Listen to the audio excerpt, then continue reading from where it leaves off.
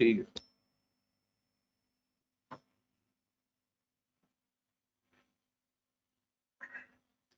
On.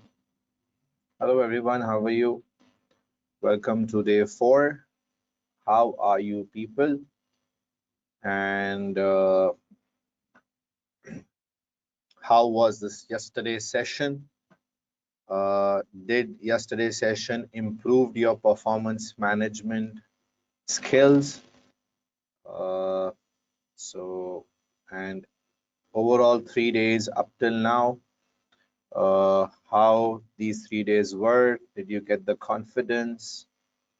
And especially when I say theory, so did you learn how to break the verbs, question into verbs and objects or elements, and how to figure out how many elements are there, and especially the categories? So,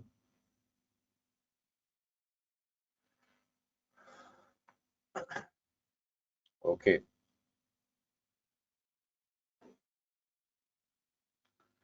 So let's take a 2 minute, let's wait for 2 minutes so that people can join, and then we'll start. So let's take 2 minutes and let's wait for others to join so that we can proceed then. Okay.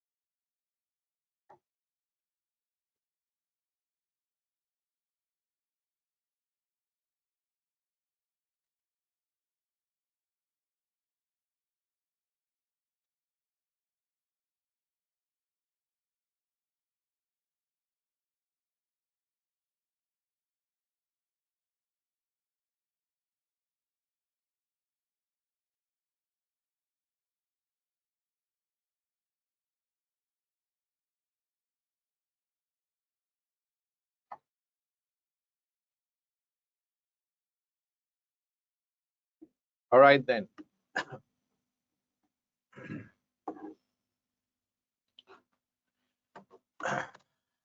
Let's start the proceedings for today. On. Okay. So let's start with day 4, and this day 4 uh, is another very important session today, and let's see what plan we need to follow today. So it's a turn of decision making today, and first we will start with decision making. Yesterday in performance measurement, I did cover the categories. Those were really important. Do watch that video again, and it will definitely help you a lot, and it will improve your skills to break the question and understand what is being asked. Okay. So let's begin. First, let's look at the agenda for today. We will be starting with CVP analysis. I'll be doing a latest question that was tested in the previous attempt, and it was a really good question. Question like these are more expected in the paper. Then we'll move towards all-time favorite for everybody. It's relevant costing. We'll do a question on that. Then we will be moving towards pricing. We will try to solve a question on that as well. Okay. So after that, it's again Q&A at the end, and the break will be at the same 5:30 to 5:40. Okay. So let's start with CVP analysis without wasting much time. Cost volume profit analysis. There are 3 major workings. In fact, there are 4 workings. The fourth is of target profit. but I'm covering the major ones. That is weighted average CS ratio, weighted average break even, and third is weighted average margin of safety. So as you know, first I will give you a recap and then we'll move quickly towards the question, okay, to learn the technique, how to handle question like this in the examination. So basically, in CVP analysis, as CVP is a planning technique, so CVP analysis requires you to work out three major things, that is CS ratio, contribution to sales ratio, break even, point where there's no profit, no loss, and margin of safety. So we can see here the formulas of these as well, where you can see weighted average CS ratio is basically worked out when you have more than one products. Okay, so whenever you see the word weighted average, as you can see here, as you can see here, and as you can see here, so this is something that you use when you have more than one product. Okay, so when you have more than one product, you go for weighted average. But if you don't have more than one product, so in that case you go for uh, single, I would say single product. If there is a single product, so in that case you don't go for a weighted average. So you can even use this for single product as well, but if it is more than one product, then you have to do the working on the basis of weighted average. Okay, so weighted average CS ratio is what you need to work out. So the formula is total contribution for all products, okay, and total sales revenue for all products. So this means this is clearly showing that there are more than one products. After that, break even basically indicates the point of no profit and no loss. So it's total fixed cost divided by weighted average contribution per unit. And this is a formula through which you can work out break even in terms of units. Okay, so if you want to work out break even in terms of units, you can use this formula, right? And if you want to work out break even in terms of what you say in terms of total revenue, so instead of contribution per unit, you can take CS ratio weighted average, and you will get the answer of break even in terms of revenue. Okay. Margin of safety basically indicates the area of safety. I would say the area where the company is earning profits. It's after the break even. So you can work out this by total sales units minus total break even units. So it indicates the area where you are actually earning profits, right? So as I mentioned, if it's a single product situation, then you don't need to use weighted average. All these formulas are applicable, but those will not be based on weighted average contribution per unit or weighted average CS ratio per CS ratio, right? But if it is more than one product, obviously you need to go for the weighted average workings. Okay, so let's start with section C question. It's a numerical question. Answering numerical question also requires a structured layout. Every day I am emphasizing a lot on these things so that your calculation can be followed. Your examiner will want to know the calculation that you've exactly done, and for that you need to do proper workings. Any working should be clearly labeled, which means you have to show the reference of the workings. Using spreadsheet tool with its functionality can allow you to work through calculations quite quickly. Yeah, it is true, and it can save your time in the paper. So this is a quick advice for numerical questions for the spreadsheet. Let's now begin with our first question for today, and that is our latest question, health nuts question. Latest question. So let's begin with this one. This is a hybrid September-December 2020 exam. So very latest question we are doing today. I'll just we move towards the chat box and we'll take up certain questions before I start. First of all, those who are new to today's session, this is my WhatsApp number. You can see this screen. You can just send me a quick WhatsApp if you are not still part of my groups, okay? So if you're not still part of the groups, please just send me a quick WhatsApp and I will share the group link with you people for the further support, right? Secondly, yeah, uh, let me take certain questions. Will you cover risk and uncertainty? Risk and uncertainty I've covered in my previous webinar. So the $1 million plan that I will share with you people, you will get the link of that. So you can cover that from that previous webinar. Okay. Okay, no more questions now. Let's begin. Okay, so the question is health nuts. So let's see what the question is about. Let's read this requirements first very quickly.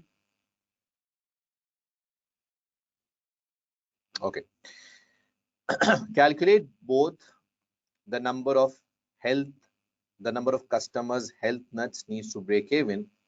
Okay, so this is break even working, and margin of safety as a percentage for the month of June.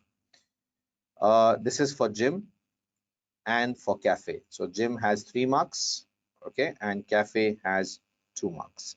So first, I'm required to work out two things: break even, right, and margin of safety as a percentage for the month of June. So let's begin with the calculation, but for that we need to read the scenario. It's a very good scenario. So do try to figure out important things, and I'll just highlight everything that will help us to solve. Health Nuts is a fitness center offering pay as you go gym facilities. It has a fully fitted gym with the capacity to accommodate 200 users at one time. Okay. It also has 100 car parking spaces and an an on-site cafe, both which are only for customers using the gym. The fitness center has shower facilities, and Health Nuts provides all customers with clean towel to use on entry. It is open 360 days a year from 7 a.m. until 9 p.m. Customers pay, now this is important to note down, customer pay 8.4 for access to the gym. So it's basically the price that they charge for 1 hour plus unlimited time in the cafe. Okay, so it's a price of 1 hour and unlimited time in cafe. If customers want to use car park, they have to pay an additional $1 per visit. Okay, this is additional, and 80% of customers uh, visiting customers use the car park. So this is also important that they charge $1 for the parking, and 80% of the customers basically use this. Okay.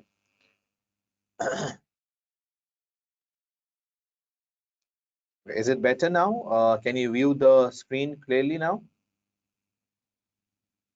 Akif Shah, is this clear? Because I don't have any option here to zoom, but this is what I did. So I hope maybe it looks much better now, right? Okay, thank you. So let's move on. Health Nuts has been monitoring a number of customers attending throughout each day for the month of June, which was considered to be an average month for which Health Nuts was open for 30 days. Okay. It has determined that average number of customers per day is 330. Okay, let's underline or highlight this, with 40 of these customers attending during the time of 40 of these customers during the time of 9 a.m. and 5 p.m. Okay, so 330 per day are the visitors, and 40 of these basically visit between 9 and 5. The rest obviously are working people, so they used to come after 5 o'clock. Okay, the total cost of the fitness center for the gym excluding the cafe have also been recorded and analyzed as follows. So fixed cost per month, so try to figure out, this is per month, which is important to highlight, it's per month, right? Variable costs per customer, this is also per customer, 1.2. On average, half of the customers, also use cafe in June, which means the total that are coming there, so half are using the cafe. So how many are coming there? So it's 330 who are coming there. So the half of 330 you can work out very easily. Those are the one that are basically using the cafe as well. Okay. With an average spend with an average spend per customer of 2.2. Okay, so the amount of spending is given here. On this spend, 60% related to drinks. Okay, from this 2.2, 60% relates to drink, which have a profit margin of 60%. Okay, that's interesting. So much percentages. So 60% is drinks, and on that 60% is their margin as well. The remainder related to food items. So I'm sure the remainder is basically how much? Remainder is 40%, right? So the remainder is 40%, which have a profit margin of 40%. Okay, that's nice. The specific fixed cost associated with running cafe are 3,600 for the month. So fixed cost is given to us separately. This means that if fixed cost is given separately, and this is basically and this is basically the profit margin they are talking about. So technically it's basically the contribution, right? Because fixed cost, if it is given separately, so this profit margin will be counted as your contribution. Okay, so I'm sure this is clear. Now for approaching OT case questions, it's good to move requirement by requirement rather than reading the entire scenario and confusing yourself. So I've just read what was required for this part A, and now I'm moving towards part A, and I have read the important requirements here. So let's start with the solution. Let's see how to handle this. So break even is what I need to work out, friends, and margin of safety is what I need to work out. And I've already seen the formula of that. So let's have a quick recap of the formula again. So it's basically, you can see here, this is the formula for break even, and this is the formula for a margin of safety. Now the question here is that, are we supposed to work out the weighted average? We have to combine these. So it's not the case, because it's very clearly written here that you have to work out this separately. Okay, so will do calculation of gym and cafe separately. So we will assume these two to be as your standalone products. Okay, so we will consider this as a standalone product. We will not combine these two, because the question has stated that you have to work out the break even and margin of safety for gym, okay, and then for cafe. So it doesn't mean that we have to work out the weighted average one. We don't have to combine here, because the question has stated you need to work out separately, and if we are required to work out separately, then we will do separate calculations, because marks are also given to us for working separately. So let's begin with part A here, and let's start the solution. Let's see how to handle this on a spreadsheet. So part A1 is what I am solving. Okay, now I need to work out, this is for gym. Examiner does says show us logical structure every time, so let me try to show you a logical structure that makes more sense to you people as well. Now let's start first with the gym. So we need to work out break even for the gym, so you will write break even. Okay, and the formula of break even is fixed cost divided by contribution per unit, right? So what can I do here is that I can work out the contribution per unit first, right? And I can show the working of contribution that is important for me. So let's do the working here as well. Let's make this a working area. Okay, and okay. So working area we have, let's work out contribution per unit. So how to do calculation of contribution? it's not at all difficult. You can do the entire calculation in one cell. Okay. So do we have selling price here? Yeah, we have selling price of gym, right? We have selling price of gym, and that is 8.4. Okay. Now, what do you think?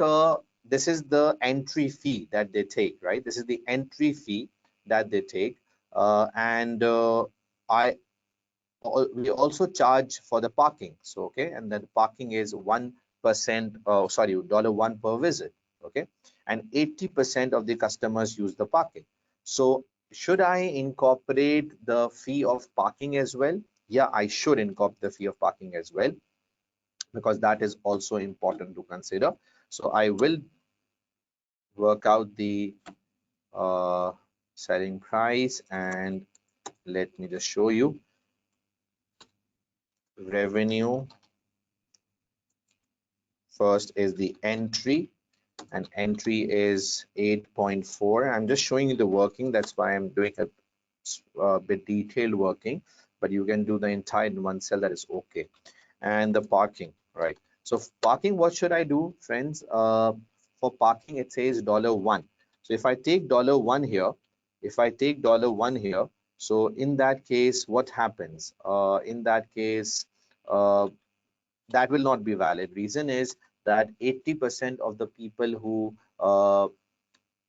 use the parking services, and there are 20% who don't pay for it, right? So we can't basically take entire $1 per visit. Obviously, we have to consider that as well. So what I'll do is I'll take the expected figure here, and expected figure is what I need to consider here. So I'll do this very small working of this one, and I need to take the expected figure in this case, right? So how will I take the expected figure? So it's 1 multiplied by 0.8, you know. The reason is that not everybody is using this, and this means that as I'm required to work out the break even, so I do need to consider the fact that 80% will only take up, right?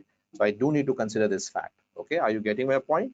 So to make numbers look realistic, to work out realistic, so we only have to use that proportion. So I'll just multiply this 80%, and this will give me the expected value of this amount, and this expected value is 0.8. Okay, so once I've done this, now I can work out the selling price. So let's add these two, and the selling price will be 9.2. So this will be my selling price per unit, and I'm sure you are clear that why did I multiply this with 80%? I just took expected value. Okay, and the reason for taking expected value is that 20% never gives you, right? Which means that you have to take the expected average selling price for the parking. So we are taking average selling price for the parking here, and that is 80%. Okay. So the expected value is clear. You have seen the working of expected value, and this is the selling price. Now we have, okay. Do we have variable cost? Yeah, we do have a variable cost per unit as well, and that's 1.2, right? So once I will deduct variable cost from the selling price, as you can see, I'm doing here in front of you. So I will get contribution per unit, okay, of $8, right? So this is the contribution per unit of $8 that I'm getting here, and I'm sure you don't have any problem in this one. So it's contribution per unit of $8, right? If you feel like you're not clear about anything, please do write in the chat box once I ask you, not right now. Once I complete, and I'll give you the chance to ask. Okay. So this is contribution now. So let's move on towards the calculation of the break even. So how much is the fixed cost per month? The fixed cost per month that is given to me per month, it's 48,000, right? So 48,000 is the fixed cost per month, divided by contribution. You can, this is the linking that you can do in the paper, right? So 48,000 divided by contribution per unit will give me break even. So you have a good look at this. 48,000 is the fixed cost divided by contribution per unit, and you're getting answer of 6,000, which means 6,000 customers you need in a month, 6,000 customers per month you need to break even. Okay, so we need 6,000 customers per month to break even, and this is the first requirement for 3 marks, but it's not yet ended because I've just worked out the break even. I also need to work out the margin of safety in this case. So I hope this is clear. In case of gym, presentation looks simple, clear, and examiner will be easily able to figure out what working exactly I've done here. Now, let's move towards the next one. And okay, let's now. Now let's work out margin of safety. So what formula does margin of safety requires? So the margin of safety requires a formula of total sales units minus the break-even units. Okay, now let me take one question from Anam Noor. She says, sir, what we uh, do if fixed cost is not given in per month? So we'll make this per month. If now it all depends on the requirements, Anam, because you see part A has mentioned this to be per month. So that's why you took per month fixed cost. If the question will say work out for per year, so in that case you will take per year fixed cost. That's it. Okay. Now, for MOS, margin of safety, what are we supposed to do, friends? It's very simple. For that, we have break even, but we don't have one thing, and that is what we don't have the total number of customers that we have for gym, right? So what to do for this? I need total sales units, right? So I need total customers. And how will I be able to work out total customers? So let's have a look here. Total customers is what I need to work out.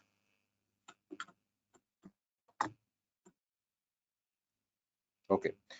Now, as per the question, 330 per day. And the calculation that we are doing is all monthly basis, right? Monthly basis, because we just worked out break even per month. So it's 330 customers per day. Okay, it's per day 330. Now what I need to do is that I can work out very easily 330 per day, and it's open for how many days in a month? So the question has stated that it opens for 30 days in a month. So it's open for 30 days in a month. So yeah, for that I need to take 30 days. So it's very simple. We have 330 per day. I'll multiply with this with 30. So in that case, I will get the figure. So it's 330 per day into 30 makes 9,900 is the total number of customers I have. So 9,900 working I've done here. And see, my working will be linked with the answer, so the examiner can easily relate how I've done the working. This is what you need to learn in this exam, right? You can't just input the figures. You can't just use calculators. This is what I'm telling you again and again. So now I will quickly have a clear link here, and you can see what exactly I'm going to do here. So it's simple. It's 9,900. Everybody can see very clearly 9,900 minus the break even. Okay, and break even is 6,000. See, so the examiner when will open this cell will get to know, okay, this is B14 deducted from C3, and this is how you have worked out. So the examiner can follow your workings, can follow your calculation, and this is what is required in the paper, right? So make sure you do set up a logical structure of your answer with proper references and connections that makes easy for the examiner to follow what you have done. Now, this is 3,900 is the margin of safety per month, as we were required to work out per month. And for this, you will be getting 3 marks, obviously 2 marks for break even, okay, and 1 mark for MOS, because MOS has a less weightage, obviously. So I'll just make this red so that it becomes more prominent to you people that this is the marking scheme. So 2 marks for break even and 1 mark for MOS, and I'm sure you don't have any problem here.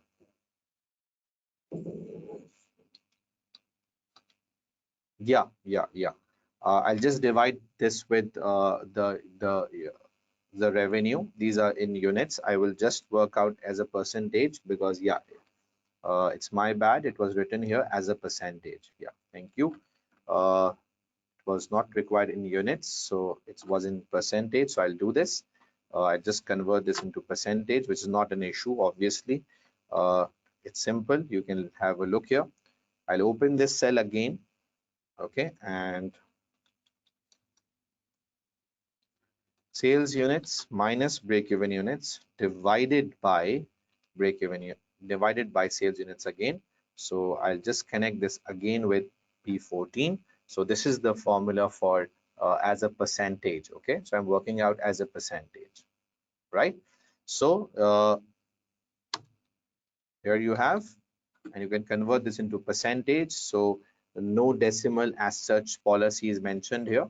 So I don't think nothing is mentioned, so I can use this on my own, and let's convert this into 2 decimal places. So this is 39.39 as percentage of sales, right?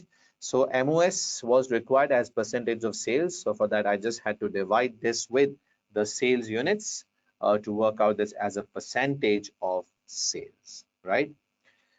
Okay, now let's take certain questions.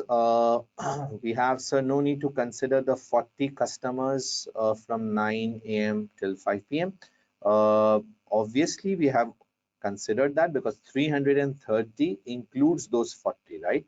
As it says, 330 with 40 customers attending during the daytime. So out of these 330, 40 customers attend during the daytime. So I've already considered that, right? Okay, now done with this one. The workings are pretty much clear to all of you. Let's now move towards part 2 of this requirement, which required us to work out the same thing for the other product, and the product now is cafe. So let's do the working for cafe. Let's work out break even for cafe first, and then the margin of safety for cafe. Okay, so okay. Now, I need to read the information relating to cafe that is given to me here. So I've highlighted this paragraph. Let's see, it says that half of the customers, which means total are 9,900. So the half, you can just divide this with 2. Half of the customers also use cafe with an average spend per customer of 2.2. Okay. So now again for break even, what I need here. So for break even, I need the selling price, right? So let's again do workings. Let's start with selling price. Okay, now let's work out the selling price. So it says that drink selling price I need to first work out. So it's 2.2 and 60% is of drink. So in 2.2, 60% is of drink. Okay, you can see the highlighted paragraph. So 60% is drink, right? And food is obviously the remaining percentage. So 2.2 multiplied by 0.4, 40% will be related to food. So the remainder related to food, right? So this will be 0.88. Now these are the selling prices I've worked out. Okay. Now I need contribution. Obviously for break even I do need contribution. So these are the selling prices. So what I can do is that I can now easily work out the contribution as well, which is basically the profit margin given here. So I can work out the contribution per unit as well. So let's see. In case of drink, it says that in this same paragraph, you can, I'm sure you are able to look here. It says that 60% related to drinks which have a profit margin of 60%. Okay, so what I'll do here is in this case I will multiply this with the profit margin percentage of 0.6 again. Okay, so this will be the contribution. I'm sure you are getting my point. So it's 1.32 the selling price into 60% is the profit margin, which is technically the contribution of 0.792. 0.792. Okay. For food, it says that the remainder related to food, that was 40%. I did the working of 40%. Okay. And it says that which have a profit margin of 40%. So now do the same thing. Let's do the same thing here for this as well. So what are we supposed to do? You can see here it's 0.88 into 0.4. This is the 40% that I'm taking here, and this is the contribution. So food contribution is 0.352 and drink contribution is 0.792. Okay.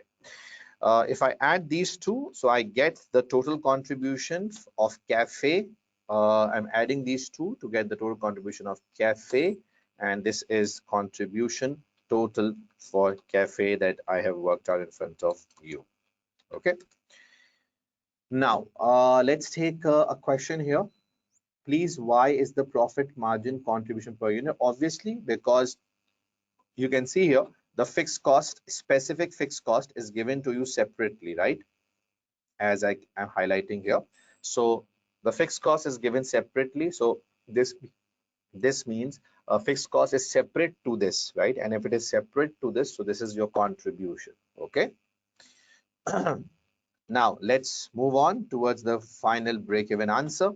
So we have worked out the contribution per unit. Fixed cost is 3,600 per month divided by 1.144 is basically the contribution per unit.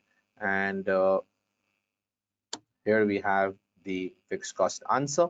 And let's see what the answer are we getting in this case. So I think we need to just bring this to one decimal place. And I can do this. I have an option to go to, in fact, I can use this option, the 10th option from here. 1, 2, 3, 4, 5, 6, 7, 8, 9, 10th option. And if I use this 10th option, so this will be 3147. Okay, so 3147 is the answer of break even. This is break even per month. Hope this is clear to all of you, right? So done with this one, 3147. Please, I hope this is clear. Right after this working, I will ask you if you have any questions. Now let's move towards MOS. So what I need here is again the total customers using cafe. So the question has stated that I'll just highlight again, on average half of the customers used cafe in June. Okay, half of the customers. So now how many customers do we have total? It's 9,900, right? So if I make this half, so how much will it be? So let's link with the cell, which is again important from examination point of view. Linking this divided with 2. Okay, this divided with 2, 9,900 divided with 2, you get 4,950 as your total customers who are using your cafe. Okay, so it's the total customers using cafe. This is equivalent to total sales units. And now let's work out the MOS. So is equals to 4,950. I can just open a bracket here because I need to convert this into percentage. So total revenue, not total revenue, total number of customers. Okay, and break even is in front of you. So this is break even, right? So like this, you can work out the MOS, right? So this is MOS units, and you divide this with the total customers again. And once you divide this with total customers again, so you get the answer in terms of percentage, and this will be MOS as a percentage of sales revenue, okay, or sales units, I would say. Okay, so you can see the working I've done here. It's total units minus break even divided by total units. and I'm getting an answer, I will just round this answer and we'll convert this into percentage, and this will be 36.43. Okay, 36.43. Okay, now let's take a question here from another student. Sir, why we are not calculating the weighted average contribution for the cafe? Okay, uh, if we were required to work out weighted average, we would never had done for cafe only. Weighted average means that we have to do the working for both the products, right? Or both the services. So in that case, we would have done working for gym and cafe together. That is only when we work out weighted average. But if you see here, the question has never stated us to do this. The question just required calculate both the number of customers and MOS for gym. So it says gym, which means separately for gym, and cafe separately for cafe. So we are not required to do this. So why will we do this? Okay. Now, as for the marks, friends, again, more marks you will get in this case. So it's 1.5 marks you will get for cafe break-even, and 1.5 marks, sorry, zero point 0.5 marks, I would say. 0.5 marks you will get for the margin of safety. And if you see, I'll highlight these again for you people, so you are able to understand that these are the marking numbers you will get. So more for break even, obviously less for MOS. So we are done with the 5 marks. Now quickly, can you give me your feedback? Is this clear, everyone? Anything you need to ask? Is it simple, sound, easy? Did this become easy for you to understand? A quick feedback, please, from everyone. Okay. So how would we know the profit margin? I already told Alex before, because the fixed cost was given separately, and if fixed cost was given separately, so this is obviously the contribution now, right? So that's why profit margin, yeah, it's a bit confusing, but I'm already explaining in the same time that because fixed cost is given separately, so this is basically your contribution, okay? I've already replied Isha the same question. Why we use zero point 0.8, I already mentioned that, as the question has stated, uh, 1 is the selling price, 80%. So I took expected value. You know how to work out expected value? Expected value is 80% will pay 1 and 20% will pay 0. Okay, so the EV is what? 0.8. Okay. Fazil, 40 number of customers 40 are mentioning here, that 330 visit you per day, and from those 330, 40 visit you 9 from 9 till 5. So it is mentioning the time period for them. That's it, nothing more. I didn't left 40. You are not getting the point. See, try to understand English here. So this is a flaw that we do. Try to understand the English. It says number of customers per day is 330 with 40 of these customers attending during the time with. So it is clear that this 330 includes 40. Okay. So we people need to understand the words, and this is a problem that our students are doing in the paper. They're not understanding the right sentence. They're not understanding the English that is mentioned here, to be honest. Okay. Okay, how we got the customers for cafe? I did explain that. I don't know why you were not listening. It says that on average, half of the customers also use the cafe in Jew. Half, right? Half. So the total customers that you have is 9,900 who attended the gym. Okay, so just make it half, divide this with 2, and you will get the figure of 4950. So you just have to divide 9,900 with 2. This is how you'll get the half figure. Okay. Sir, please explain cafe statement. I am not getting selling price statement. Okay, I did explain this as well. It was very clearly mentioned here, but yeah, it was a bit tricky. You can understand this. So it was mentioning that 2.2 is the selling price for the cafe. out of this 60% related to drinks and uh, remainder related to food. So what I did was that I took 60%, that is 1.32 drink, and of 2.2 I took 40%, that is 0.88. Are you getting my point? Spend means revenue. Obviously spend is revenue, right? They spend. If customer spend, you get the revenue. Okay, you are a cafe, so if people pay you, if they spend, if they buy something from cafe, you get the revenue. So for you it's a revenue, right?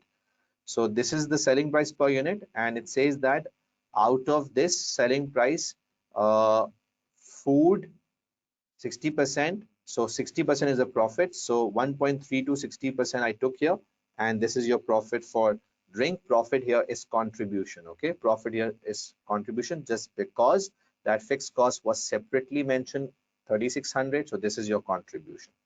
And again here I did the same thing. 40% was the contribution for the food. Okay.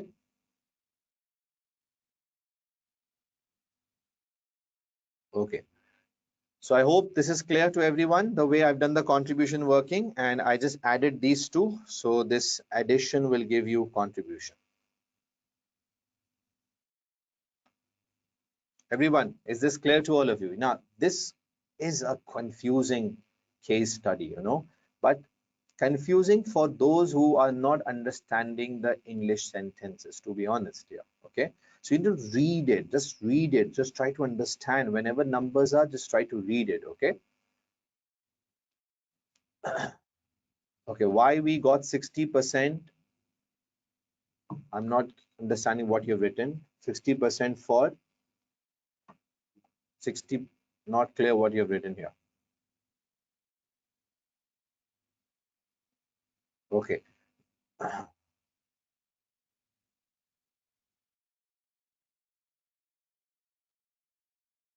Now, so selling price is for access to the gym. Yeah, that's for 1 hour, but uh, this is assumed here that people stay there for 1 hour, right? So nothing has mentioned that they spend 2 hours or 3 hours. So that is why we would have, in that case, we would have multiplied with the number of hours. So it's 8.0. So this means per hour per unit, because nothing has been mentioned that people stay for more hours. So we'll assume that they come for 1 hour. That's it. Okay, a good question, to be honest, but yeah, this is clear. Okay, so I hope this is clear to all of you. You have seen the workings that I did in front of you. It's 2.2 60%. Again, you can see it's 2.2 40%, and of this I took 60% as the contribution, and for this I took 40% as the contribution, right? Yeah, that's good. That was a good question, to be honest. Okay, friends, so done with this. The scenario is confusing just because that that's why you need to read the sentence very carefully. So now understood. Are problem clear? Are all the problems clear? Say yes quickly so that I may proceed.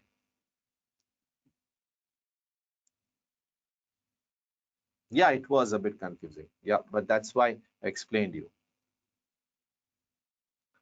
Ammar, you are writing in a chat box. So this is a chat box where you have to write. I don't know why you are confused about it. Okay, now let's move on to the next requirement. It says explain, examinable verb is explain what each of your calculations in A tells the company about the performance of the gym and cafe. So again, this requirement should have been on a word processing sheet, but right now it's not here. It should have been on word processing sheet, but it's not here. But it's a 3-mark requirement, so it will not be a bother here.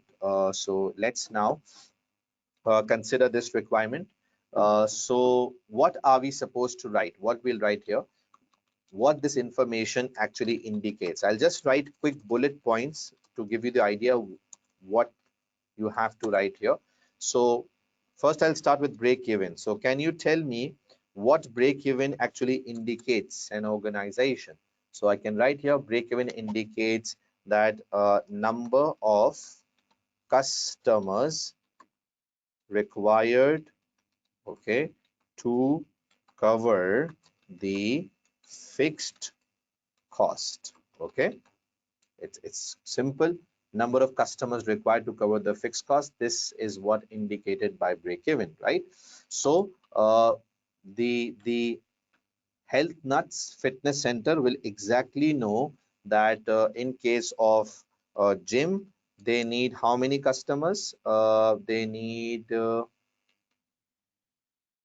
6,000. Okay, they need 6,000, and in case of cafe, they need 3,147.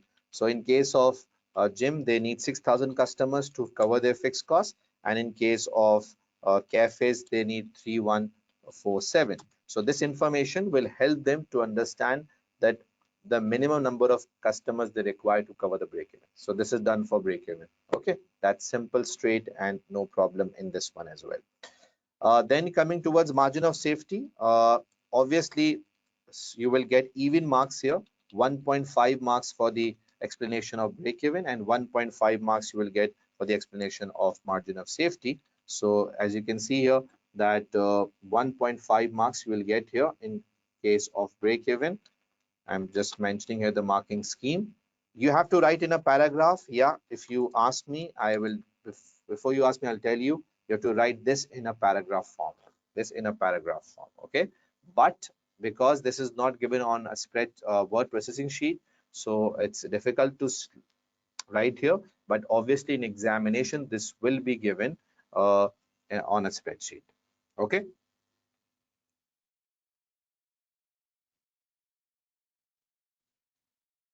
Okay. So done with this one. What break even indicates? It indicates how many customers the business requires to cover the fixed cost. So 6,000 for gym and cafe 3,147. Okay. Now coming towards margin of safety, what margin of safety indicates? It indicates the profit area. Okay. That is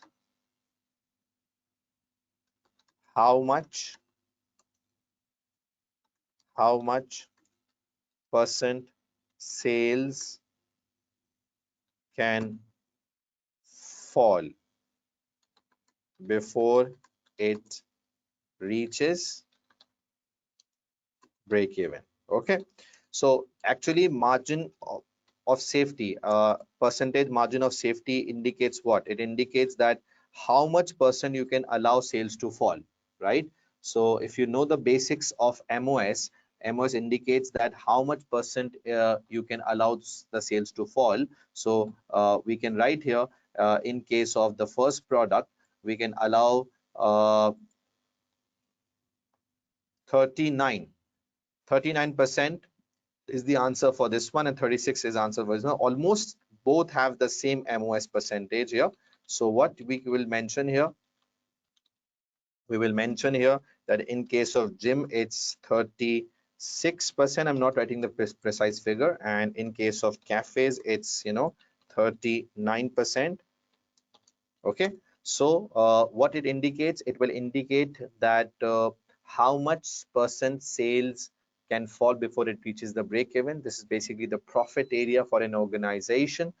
So Health Nuts will get to know that how much percent they can allow sales to fall. Obviously they don't want to they don't want sales to go down, but it gives them the margin, how much margin they have. So it gives the information about how much margin do they have before the sales, before the sale reaches the break-even point. Okay, so 36% and 39% is the margin of safety. It's the profit area, and this is giving Health Nuts an idea, an indication that you can, if your sales starts to fall, so you have this margin, and after that you will reach to the break-even. Okay, so it's 36 and 39%. Agreed, guys?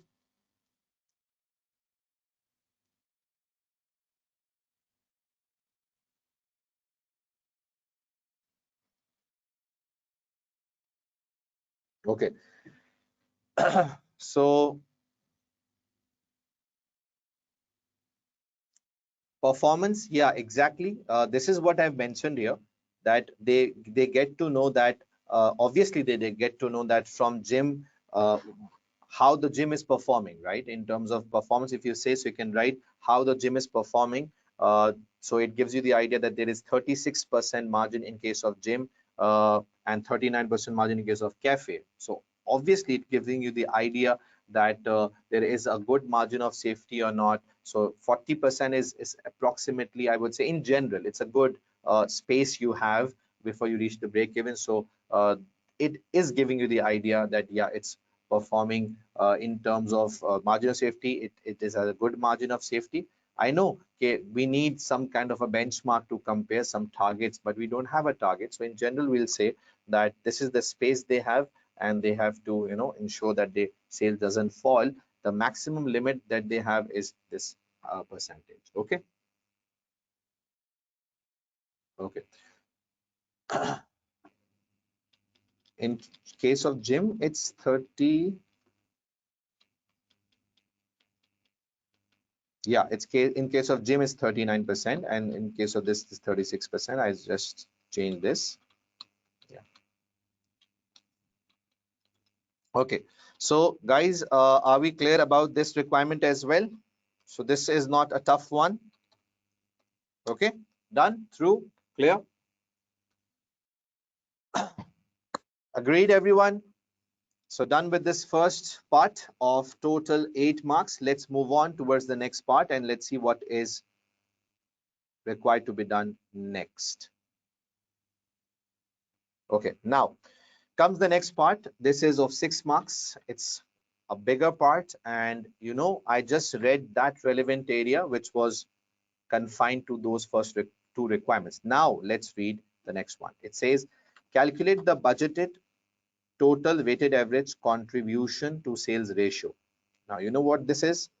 This is weighted average contribution to sales ratio. Now when the word weighted average is being used, so remember, then it's clear that you have to combine the products.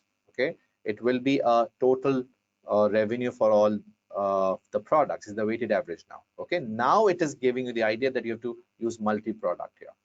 And the budgeted profit per month for health and nuts if it closed the cafe and opens. Oh, now let's see the next proposal. What proposal we have?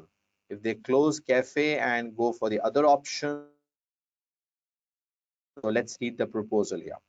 After reviewing all information above, the manager of Health Nuts has put together a proposal to close the cafe at the fitness center and convert into a rich for children's. Okay, so this means now they want to convert this into something that will help people to keep their kids as well. Okay, so the proposal is very much clear in front of you, and they want to close the cafe and they want to convert this for the children's. So let's see what it says. It would mean that parents would leave their children in the rich while they use fitness center between 9 and 5 p.m. only. Okay, now they will just keep their kids there in that space, and they can go for the gym. They can do their gymming, right?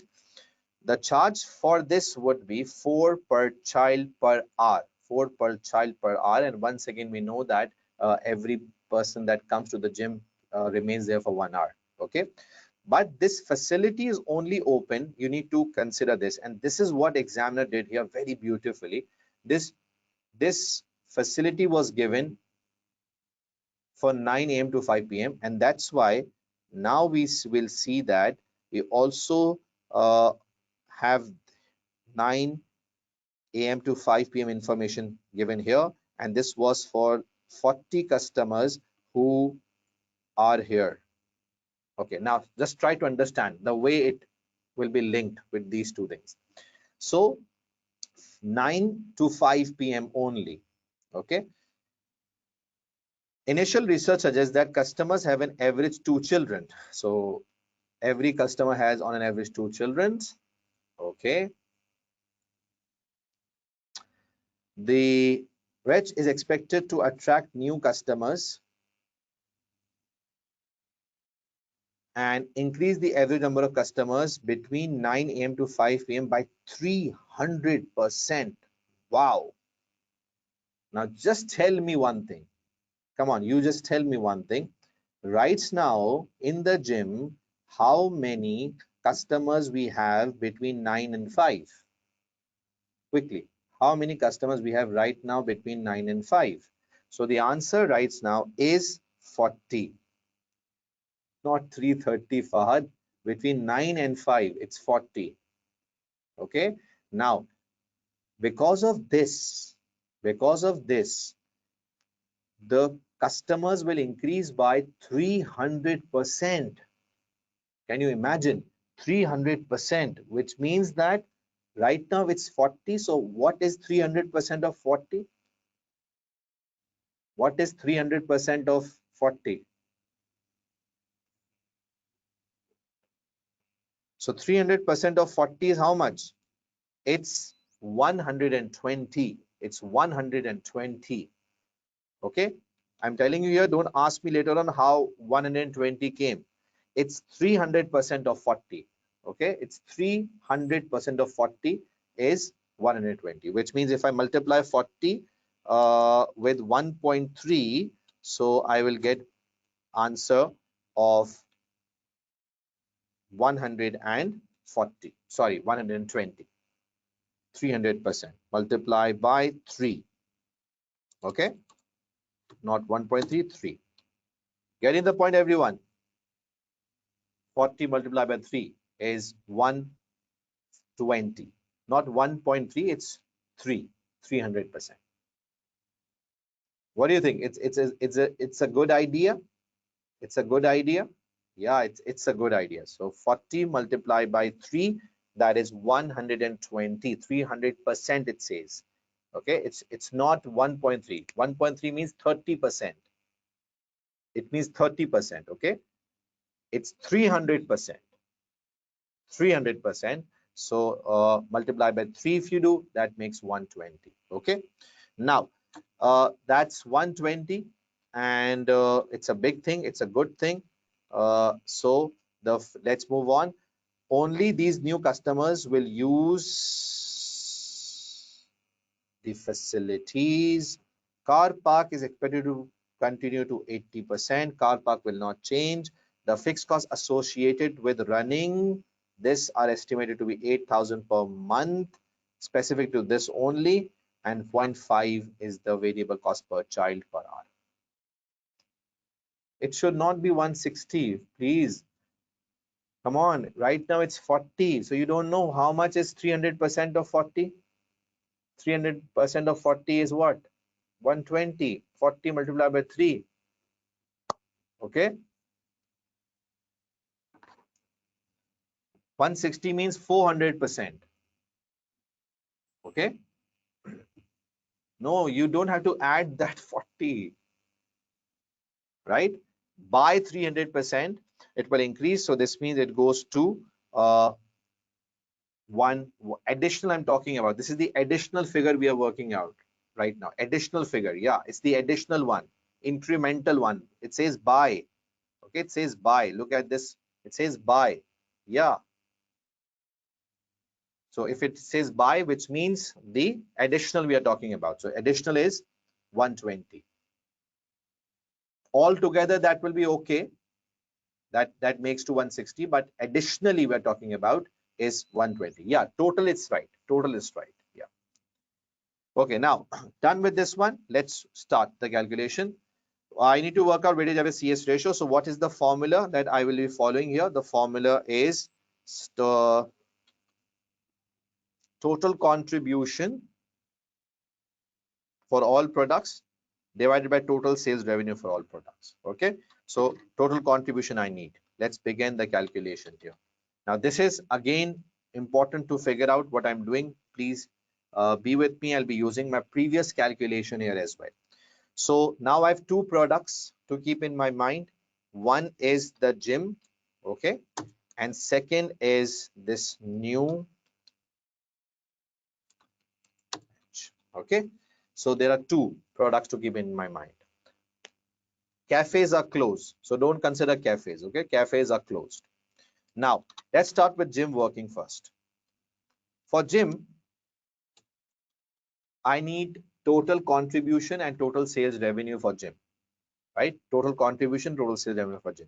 So how will I work out?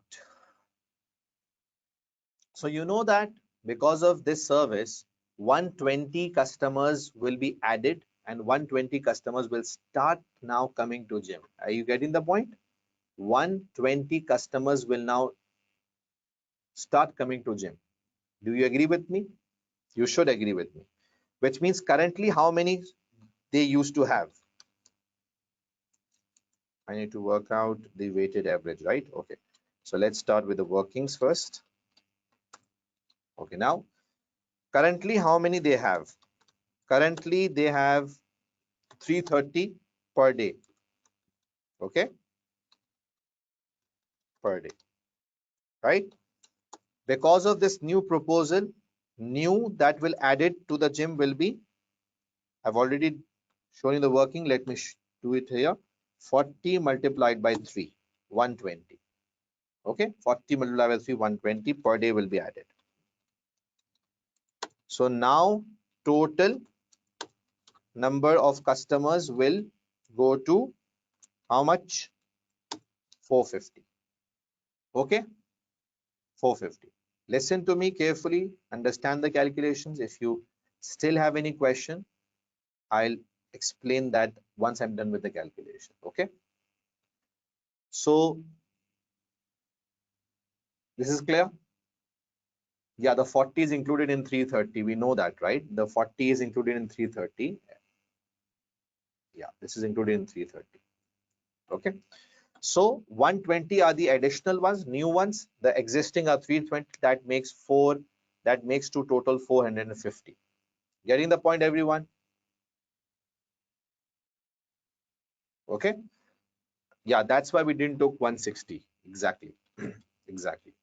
So now days, how many days? 30 days. So total customers for a month will be how much?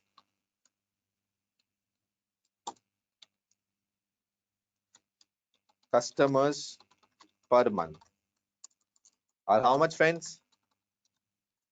13,500. Okay, getting the point?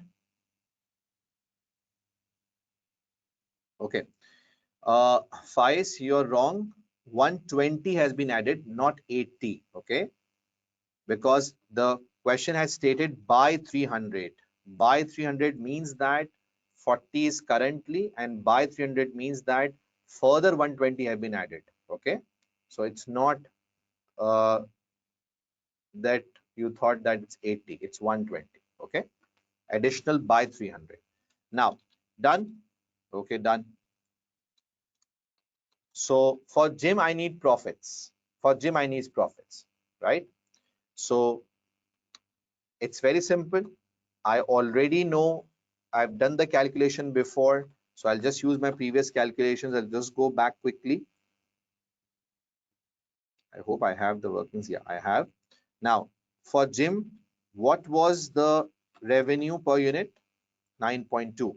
Okay, I'll just highlight this again. And contribution, how much? Contribution 8. I'm using these two figures, so please have a good look at these two.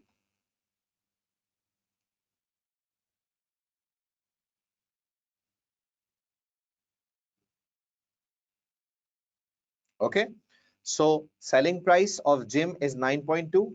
Contribution per unit of gym is 8. Agreed? I've already done the working before, so I will use my previous working. 9.2 and 8. Have a good look so that you are clear what I've done. So 9.2 and 8. Now, can I work out the total revenue and contribution? Yeah, I can.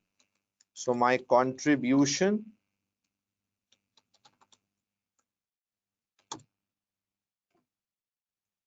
okay will be how much? It will be 13,500 into 8. It's 108, right? And my sales will be, my revenue will be 13,500 into 9.2. Okay, 124,200. So you can see the figures of my contribution and my revenue. Just be calm. Just be calm. Don't start writing in the chat box. Just be calm. See what I'm doing here. Maybe your confusion will be resolved once I move on. Okay. So please stay chill. I'll answer all your queries. Done. So this is the gym revenue and profit. Now, what has been added in this working is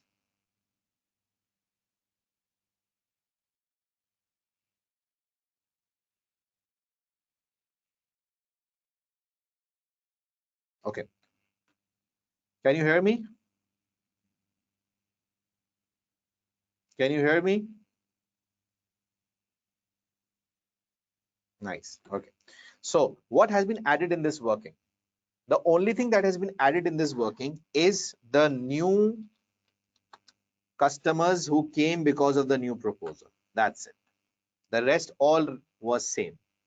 So this 120 inclusion actually increased the contribution and the revenue of the gym.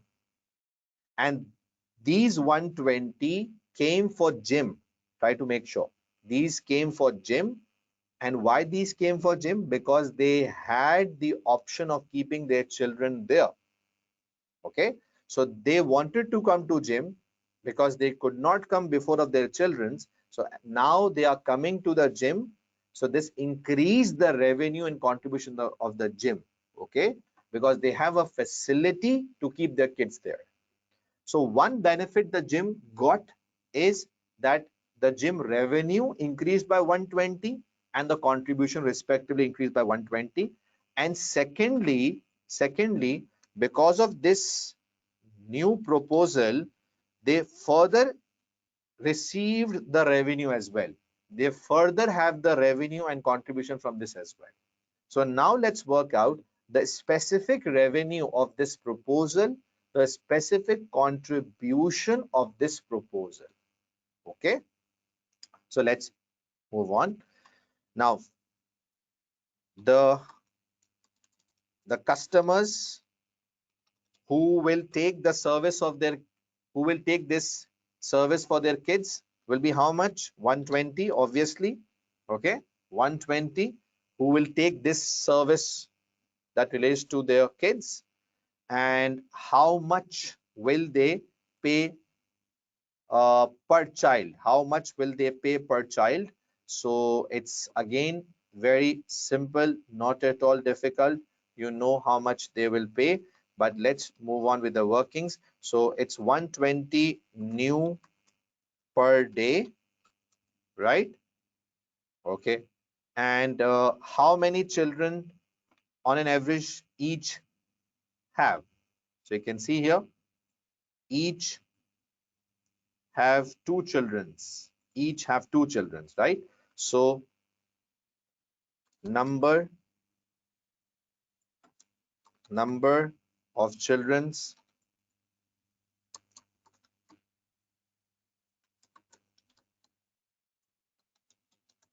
okay, two. This means total services for the childrens will be how much? 240 children will be there. 240 childrens.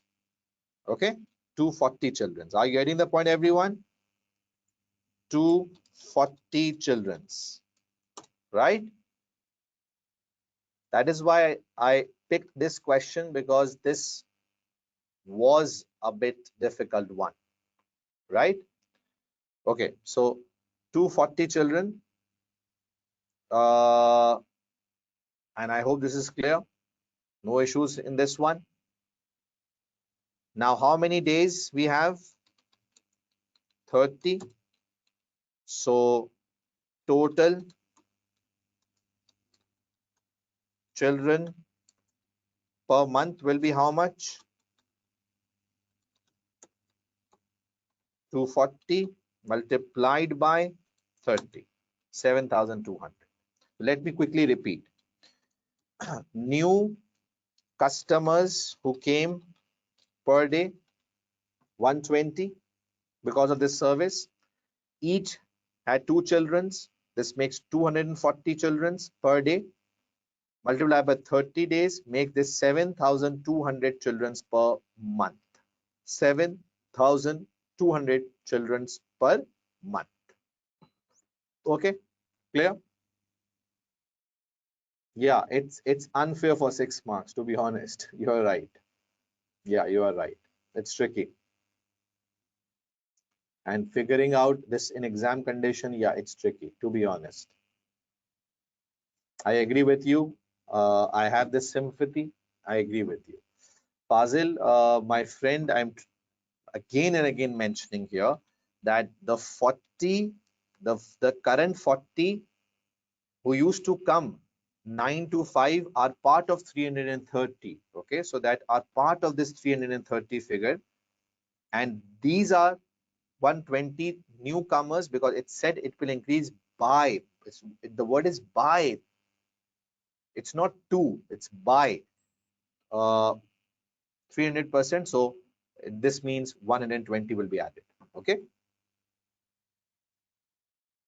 Yeah, 330 includes the first 40. Yeah, right. So done, everyone. Clear? Now, uh, do you know the selling price per unit per child? So I can work out the revenue. Yeah, you know this. How much is the selling price per child? Can you tell me? The question has stated it's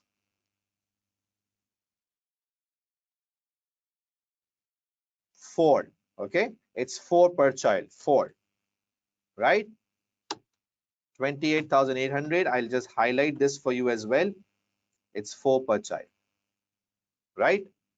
Clear? Now, I hope this is clear to all of you and no issues. Okay, so it's 28,800, the revenue, and now the contribution. For that, I need to use variable cost as well of 0.5. I need to deduct this. So I get the contribution. So let's work out the contribution before I move towards my answer. So contribution. Okay. See the calculation, friends. Open the bracket. Selling price of 4 minus variable cost of 0.5 that I'll deduct. Is this the contribution per unit?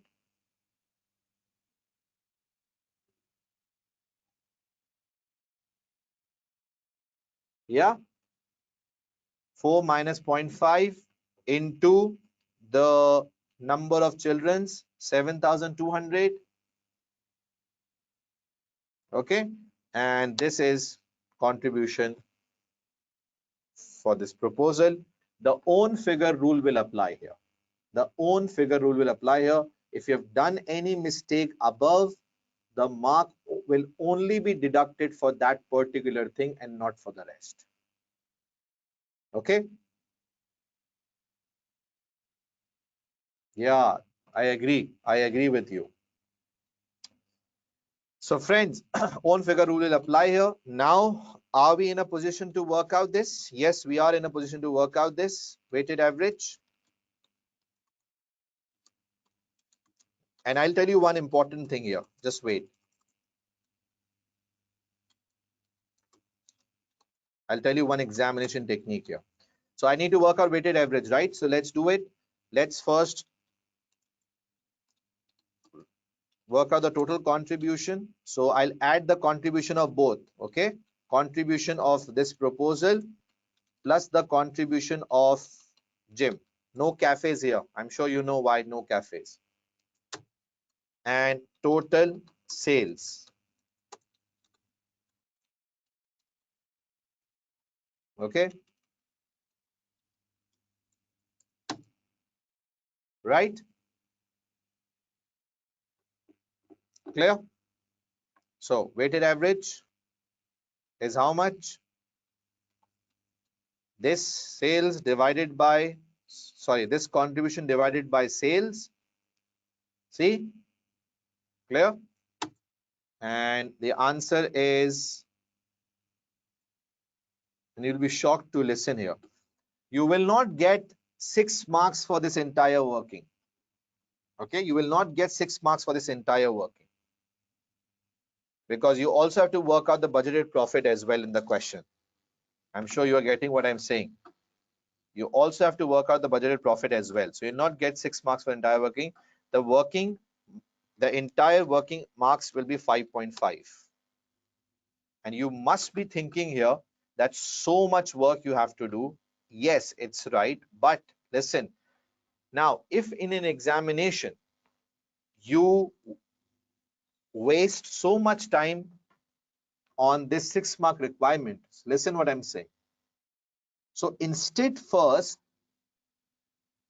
complete those easy section A objective test questions of 2 marks each.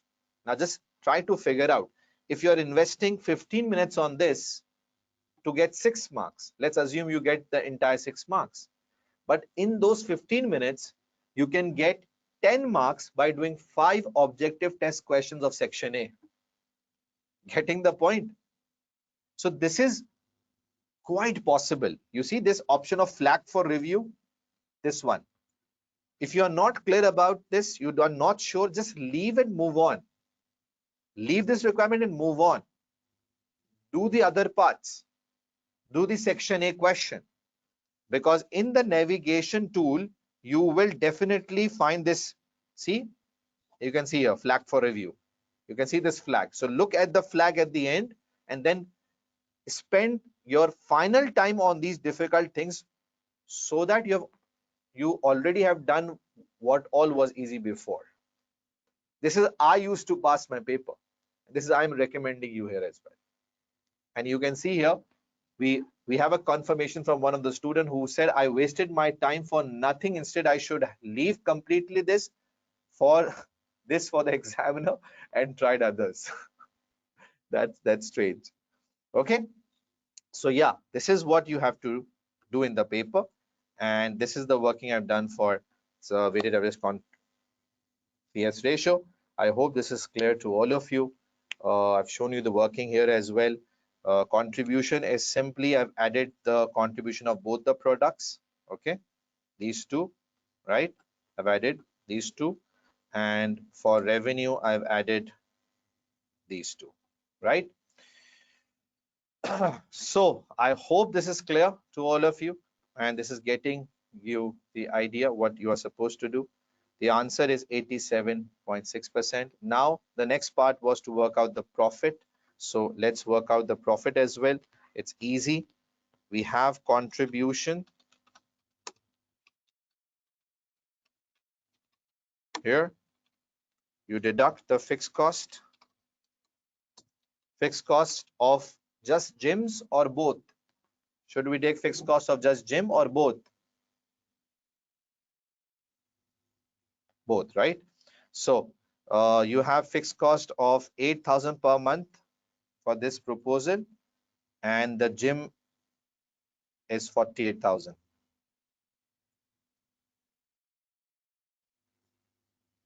Okay, so it's simple now. 48,000 plus 8,000, 56,000, and you can just now work out the profit by deducting, and this is the profit. Okay, clear? So 0.5 marks for the profit and 5.5 mark for the calculation. But remember own figure rule, which means if you have done anything wrong,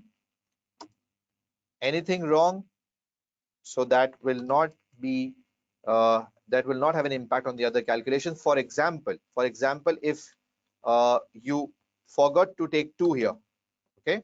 For example, if you forgot to take 2 here, you didn't take 2 here, so your marks will be deducted for this 2 only.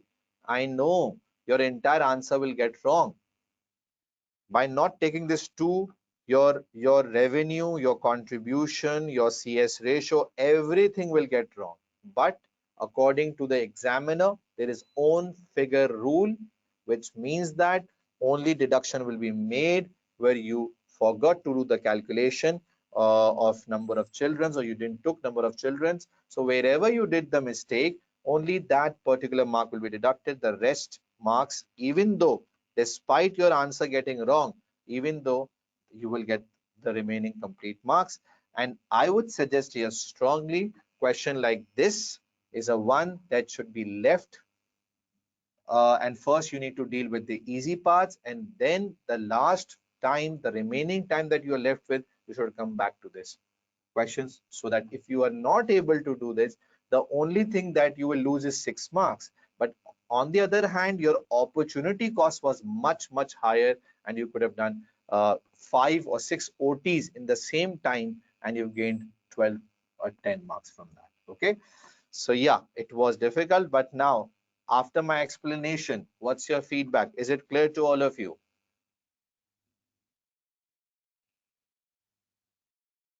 Please, after my explanation, is it now clear? Was my explanation simple and easy to understand? Is it clear? Happy, everyone?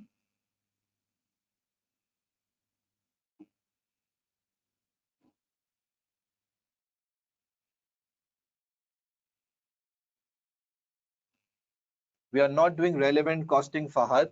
So that's why we'll not take any opportunity cost. Okay.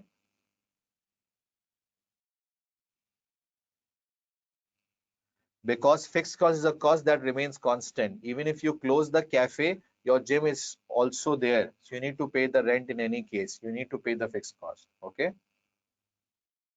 No marks for writing the formula in the paper. No marks for formulas. Okay. So I hope this is clear to all of you. And now it's time for our break. So let's take a break. It's 5:30 local time here. We'll resume 5:40. See you after the break.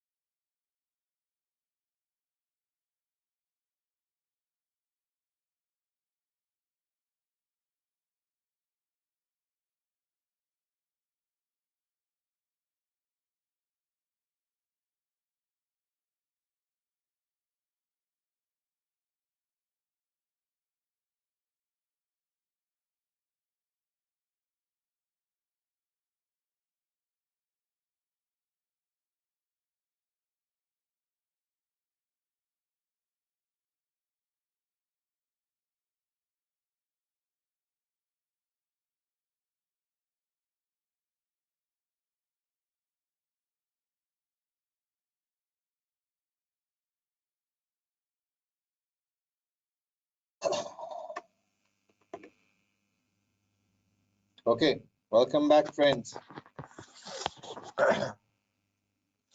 So, clear about this very important question of exam? Yes?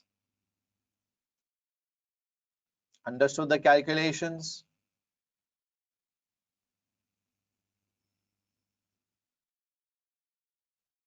Hello, are you here, everybody? Understood the calculations? Okay, so it was tricky, but yes, a very good question, to be honest. And yes, this required you to read the question very carefully. But examination technique, once again, will be really, really important. Okay, so just spend time, just keep a check on the watch every time you solve. 1.8 minutes per mark should be in your mind every time. Once that has been done, move on. Okay.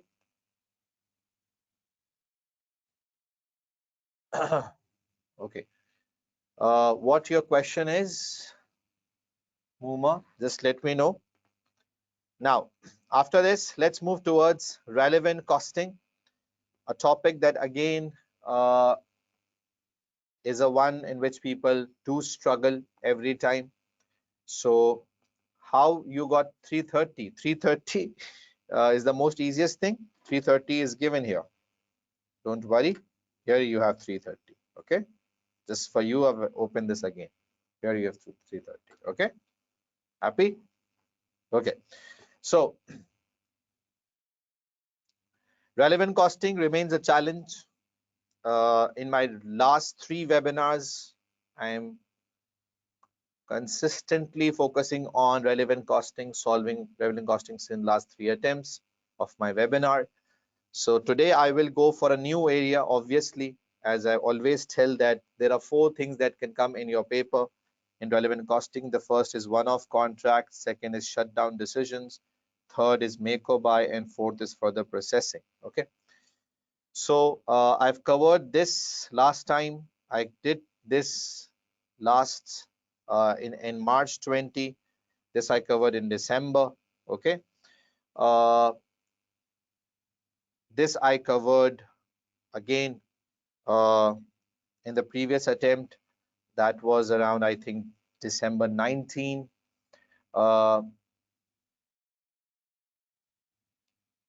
So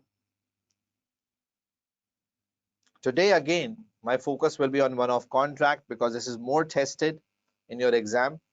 Especially OTs that you see in your paper normally are from this one-off contract. So I'll target this again, but this time I'll target this in a section B question.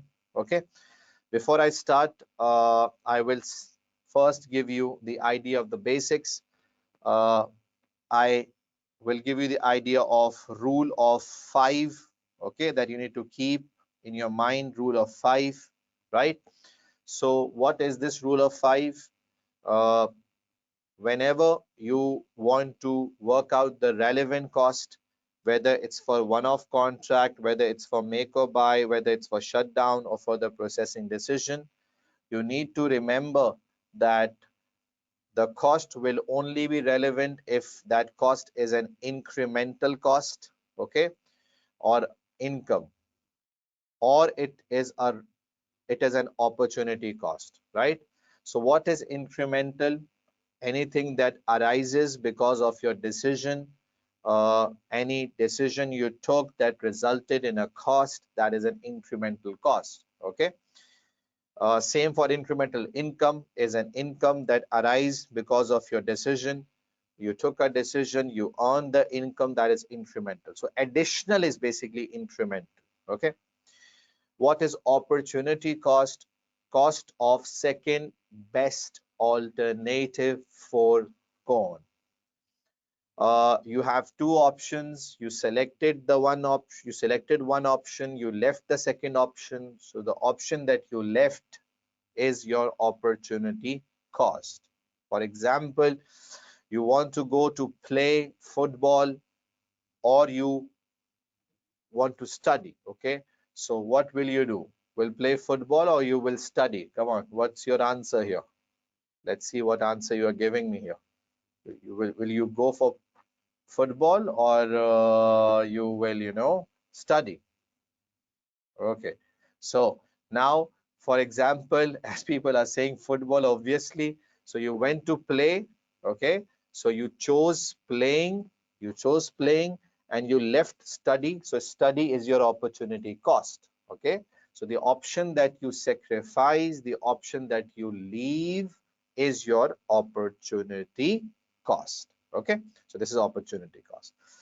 Now, then you have the next five rules, which is important, which is basically focusing why a cost is irrelevant. So a cost is irrelevant if that cost is a sunk cost. A cost that is a sunk cost, which means already had been incurred. It's a past cost at the time of the decision. Okay, at the time of the decision, the cost has already been incurred, so that is a sunk cost. I'll give you examples through questions. Okay, what is a committed cost? Committed cost is a cost that will be incurred in future.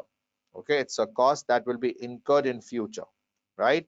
It's a cost that will be incurred in future, but the commitment to incur has been made in the past. So the commitment to incur has been done in the past, right? So at the time of taking the decision, you haven't incurred this cost. You will incur this cost in the future, but you have made the commitment to incur in the past. Okay, so it's kind of a minimum, guaranteed minimum wage of an employee. You guarantee them, right? So this is a committed cost. It can also be said for a rent that you haven't paid, but the commitment has been done in the past, right? Notional cost is an imaginary cost. It's an artificial cost. It's an imaginary or an artificial cost.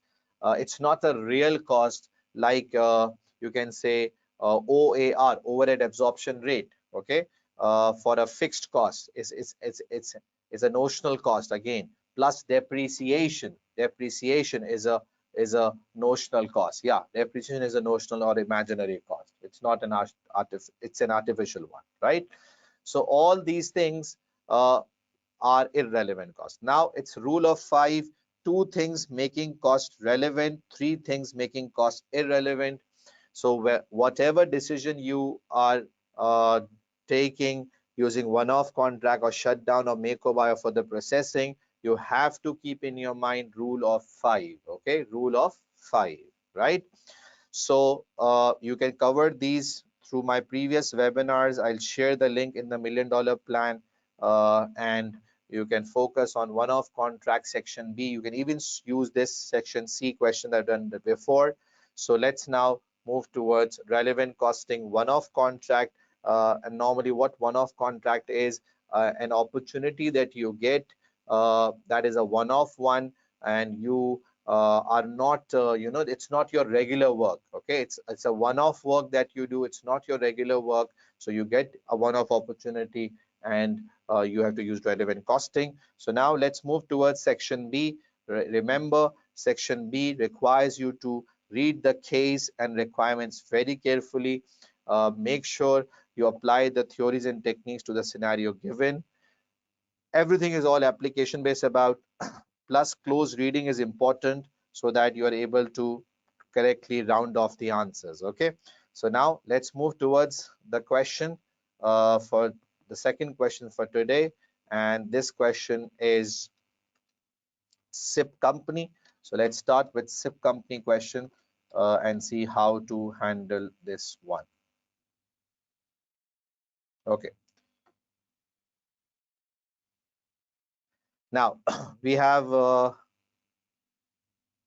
it's a big scenario. We have 1, 2, 3, 4, and 5. 5 requirements are here, and we'll try to relate these with the scenario. Plus, through these, I will explain you the 5 things of relevant costing, the 5 key things of relevant cost, that is incremental cost, and what you say, opportunity cost, sunk, committed, and notional. Okay. So now let's start with this question. Everybody should be ready. So let's quickly highlight certain things regarding the requirements. So it says, what are the costs to be included up for the upholstery, fabric, and kitchen? We need to include the cost in the quotation, so we have to use relevant costing. What should be the cost included in the quote for teak wood? Okay. Then you have what cost should be included in the quote for skilled and unskilled labor in one of contract. Okay. And then we have which option correctly classifies these costs.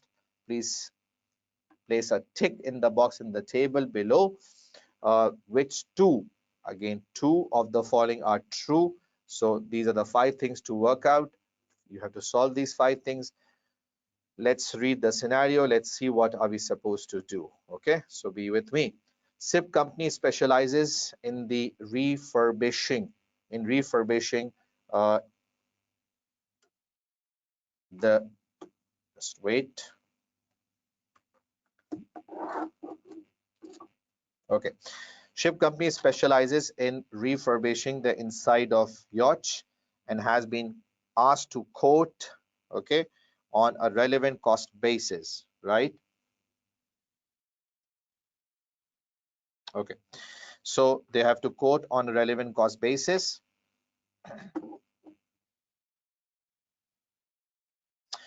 The for the refurbishment of a yacht called bow. So for bow, we are asked for the quotation. Okay. The refurbishment will start in 1 week's time. SIP company has spent $100, okay, $100 obtaining the following information about the refurbishment. Okay, so the material requirement is, the materials required will be 20 meter of upholstery fabric and 10 meter of teak wood for the flooring. Okay, it's a refurbishment work, right? The cheapest source for the upholstery fabric would be from an overseas supplier at a cost of 85, right? SIPCO buys most of its fabric from overseas and pays 400 per month to a shipping company as a retainer, and then 7.5 for each meter transported. Okay, now I'll stop here and I'll just make myself more specific to the requirements. So let's not read the entire stuff and let's move towards the first requirement. So it says, what are the costs to be included for the quote for the upholstery fabric and kitchen? So I'll go to the kitchen paragraph later on, and first I will work out the relevant cost that is required for upholstery fabric. Okay, so let's do the working of relevant costing. Let's understand what are we supposed to do. I'll do the calculation right here. So be with me. So this is the paragraph that I will highlight in front of you that I need to focus on.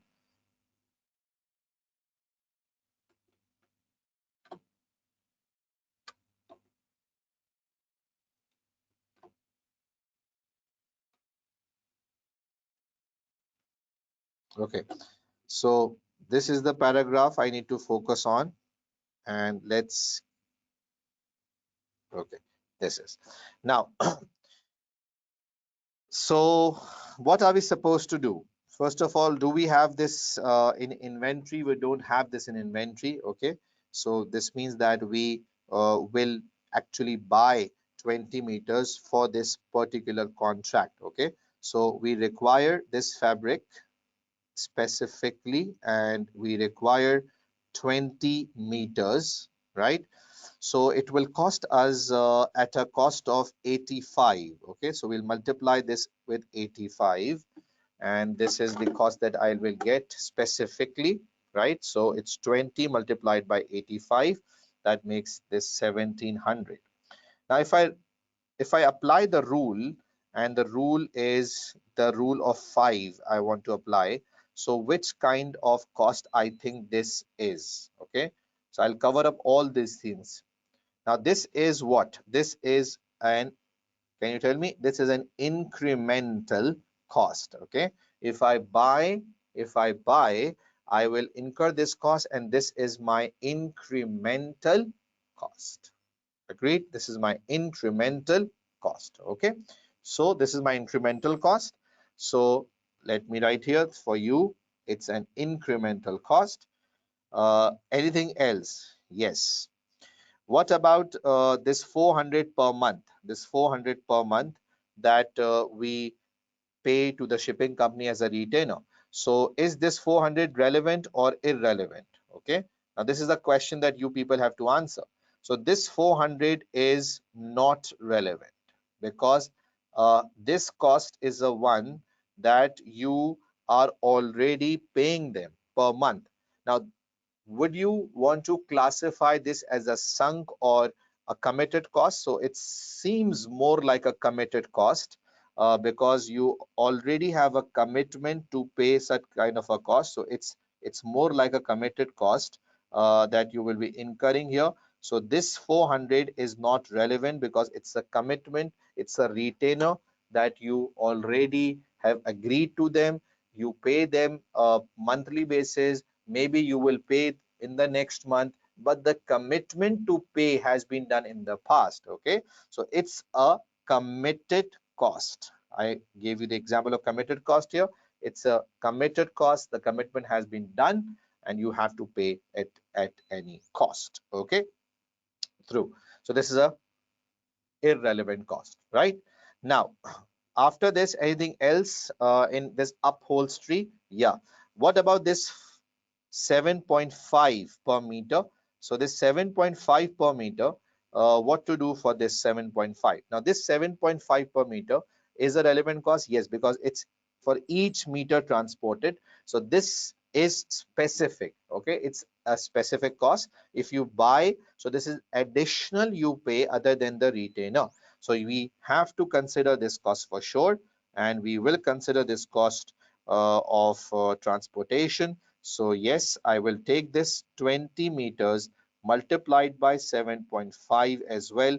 This will be how much? So 20 multiplied by 7.5 will give me the answer of 150, and this is my incremental cost as well.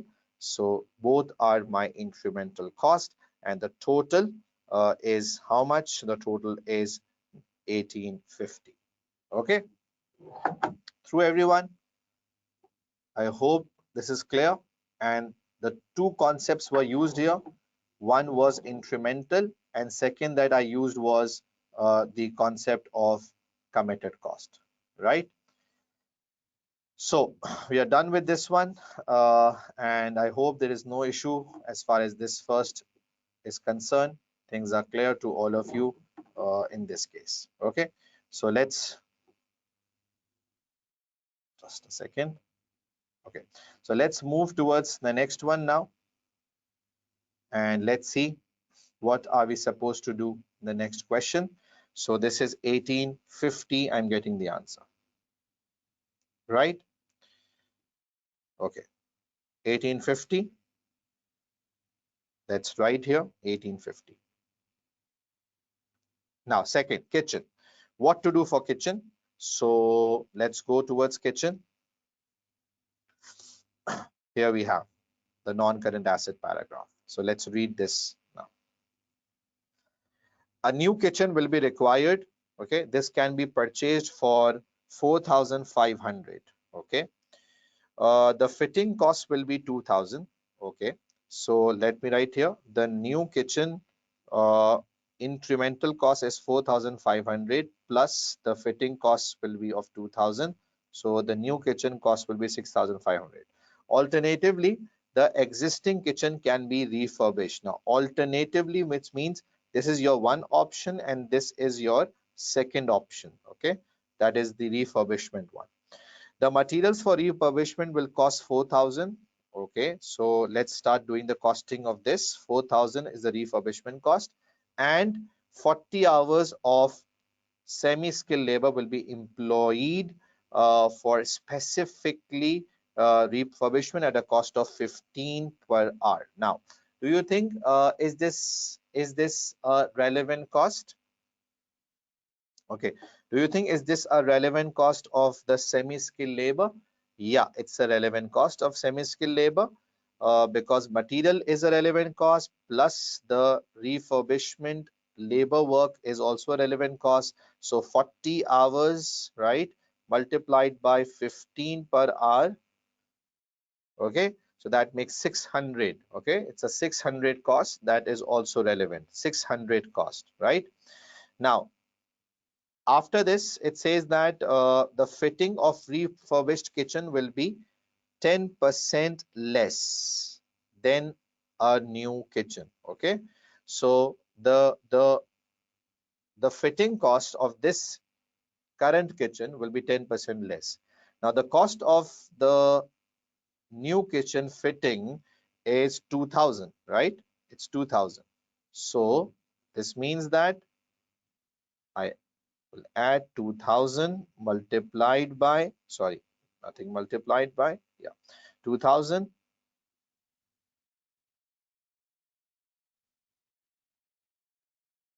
Okay, so 2000, yes, multiplied by how much is the cost of refurbished kitchen fitting? So it's 10% less. So if it is 10% less, so I need to take what, 90% for this? Yeah, 90% I should take here. So this is 90% I'll take for this one, right? So if I add all these things, let's do it. 2000 into 0.9 plus 40 multiplied by 15 plus 4000. So this all makes up at 6400. Now, what do you think? Which option is good for you? Obviously, you need to go for the lower option. Okay. Now, if you go for this one, this is also an incremental cost that you'll incur. If you have this, so this is also an incremental cost that you will incur. So out of these two options, you will go for the lowest one, and the lowest is 6400, and this is your incremental cost. So because you are going for this option, so this is your incremental cost. Okay, so you have two options here. You will go for the lower one, and this is your incremental cost, and the answer is 6400. Okay, so friends, are we clear about this as well? A quick yes from everyone. Okay, so it's 6400 as a better option compared to 6500, and you've seen the calculations that I did. Why lower one? Anam, if you want to choose higher one, I have no issues. If you want to pay, so what you want? If something is going out of your pocket, so will you prefer paying higher or lower one? Obviously lower one, right? So that's lower one. Okay. Right, so we'll take the lower one here, not the higher one, because Anam, obviously we need to reduce the cost. I'm sure you are getting my point, right? So we'll take the lower one. So let's move on. We are done with this first question, and it's 6400. That's it, right? Now, what would be the cost of teak wood? So now let's read the information for teak wood, and this saves your time in the paper. You read the entire stuff, then you go back again. It's better you try to segregate the things, you try to figure out the things that are segregated, and then just focus on those that you just have to read. Okay, now this is all for teak. Okay, this is all for teak, right? So let's read. SIP company has 5 meter of teak wood in inventory. Okay, so you have 5 meter inventory, right? 5 meter in inventory. Okay, so if you have 5 meter in inventory, this means that you will now let's look at the options, which costs 100 per meter. So you bought that some time ago, and that is 400, right? And could be sold at 5% discount on original cost. So the original cost is 100. Okay, so for how much amount can you sell this in the market? Any idea, anyone? So you will say obviously 100 multiplied by 95%, so this gives you 95. So you can sell this for how much? 95, right? Okay, sell this for 95. Okay, the teak is left from a previous job. So this is a leftover previous job and is stained dark mahogany. So it's stained dark mahogany. The color of the stain required for bow tan is lighter, and the cost of sanding and staining the teak are. So it's a leftover, and you need to repair this. Okay, you need to refix this. Okay, because of the color, so it will require sanding and staining is also needed, and reset of staining machine. Okay, reset of staining machine arising after each job is completed. Okay, after each job is completed, so you need to just reset, and the reset cost is job wise. It's job wise cost, right? So that will arise. Okay, to ensure the color of the teak is consistent, all the teak for one job is stained. Okay, now try to figure out. This means to make sure that color is constant, so you need to stain all the teaks, whether it's the old one or the new one, at the same time. And the staining cost is the same irrespective of the age of the teak. Okay, the staining cost remains at 4.5. The cost of purchasing the new teak is 110. Okay, new teak can be stained the correct color for bow with no preparation. So now the situation is given to you, and now what I'll do here, I will try to make things easy for you. I will try to just give you a very good guidance as to how to short shortlist the figures. So in relevant costing, it's very important to figure out what is not relevant. Okay, so if you try to figure out what is not relevant and you just shortlist the figures, so you are left with few numbers to play with then. Okay, so just shortlist the things.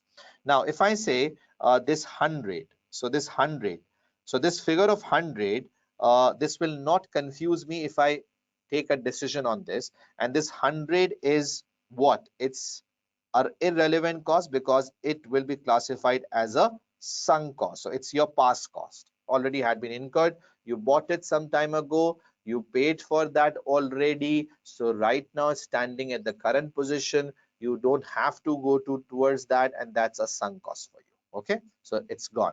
Let's shortlist the figures. Now so 100 figure itself is not relevant. Okay, but by just reading this entire stuff, it's clear that how much exactly you need. So yeah, I need to check.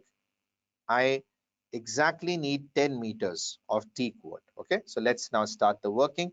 So I need 10 meters, and I'll split this into two parts. We'll split this into two parts.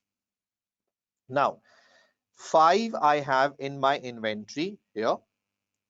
So let's start with the more easy option. If 5 you have in the inventory that you may want to use, okay, you may want to use.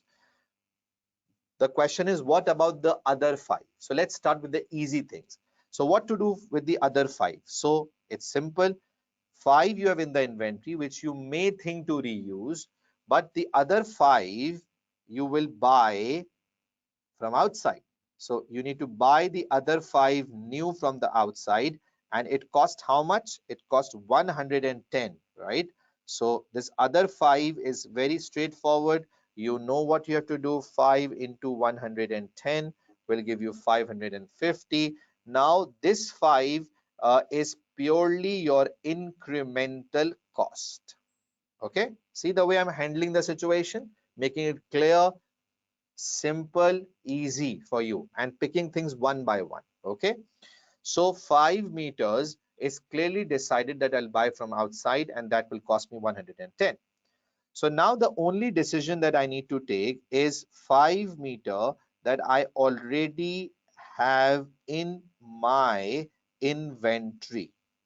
Okay, so what to do for this 5 meter that I already have in my inventory? Now, for the remaining 5, it is decided that I'll buy from outside for 110.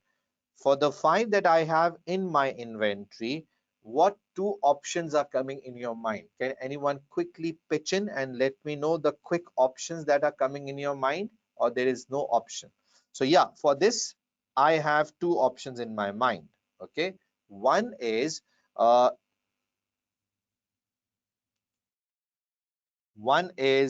use existing one, okay, or second is buy the new one, right?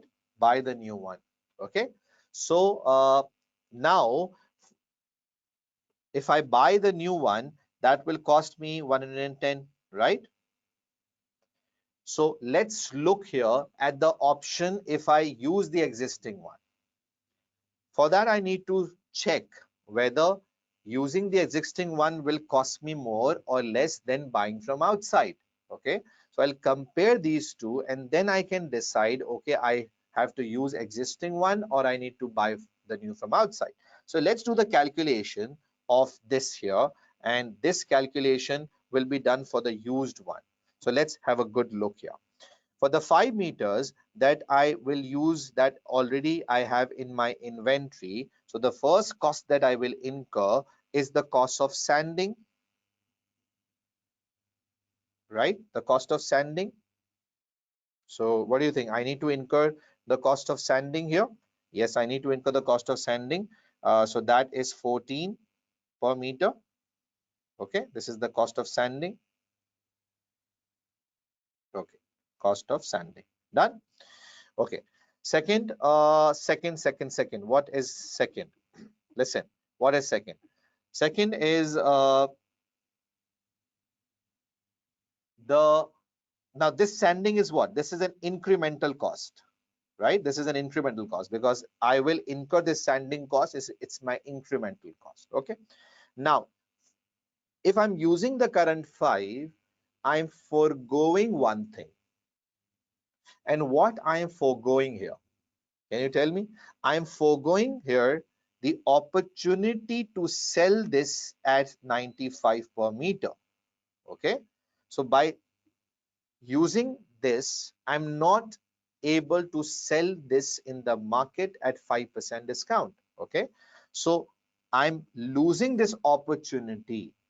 And if I'm losing this opportunity, this means I'm doing a sacrifice.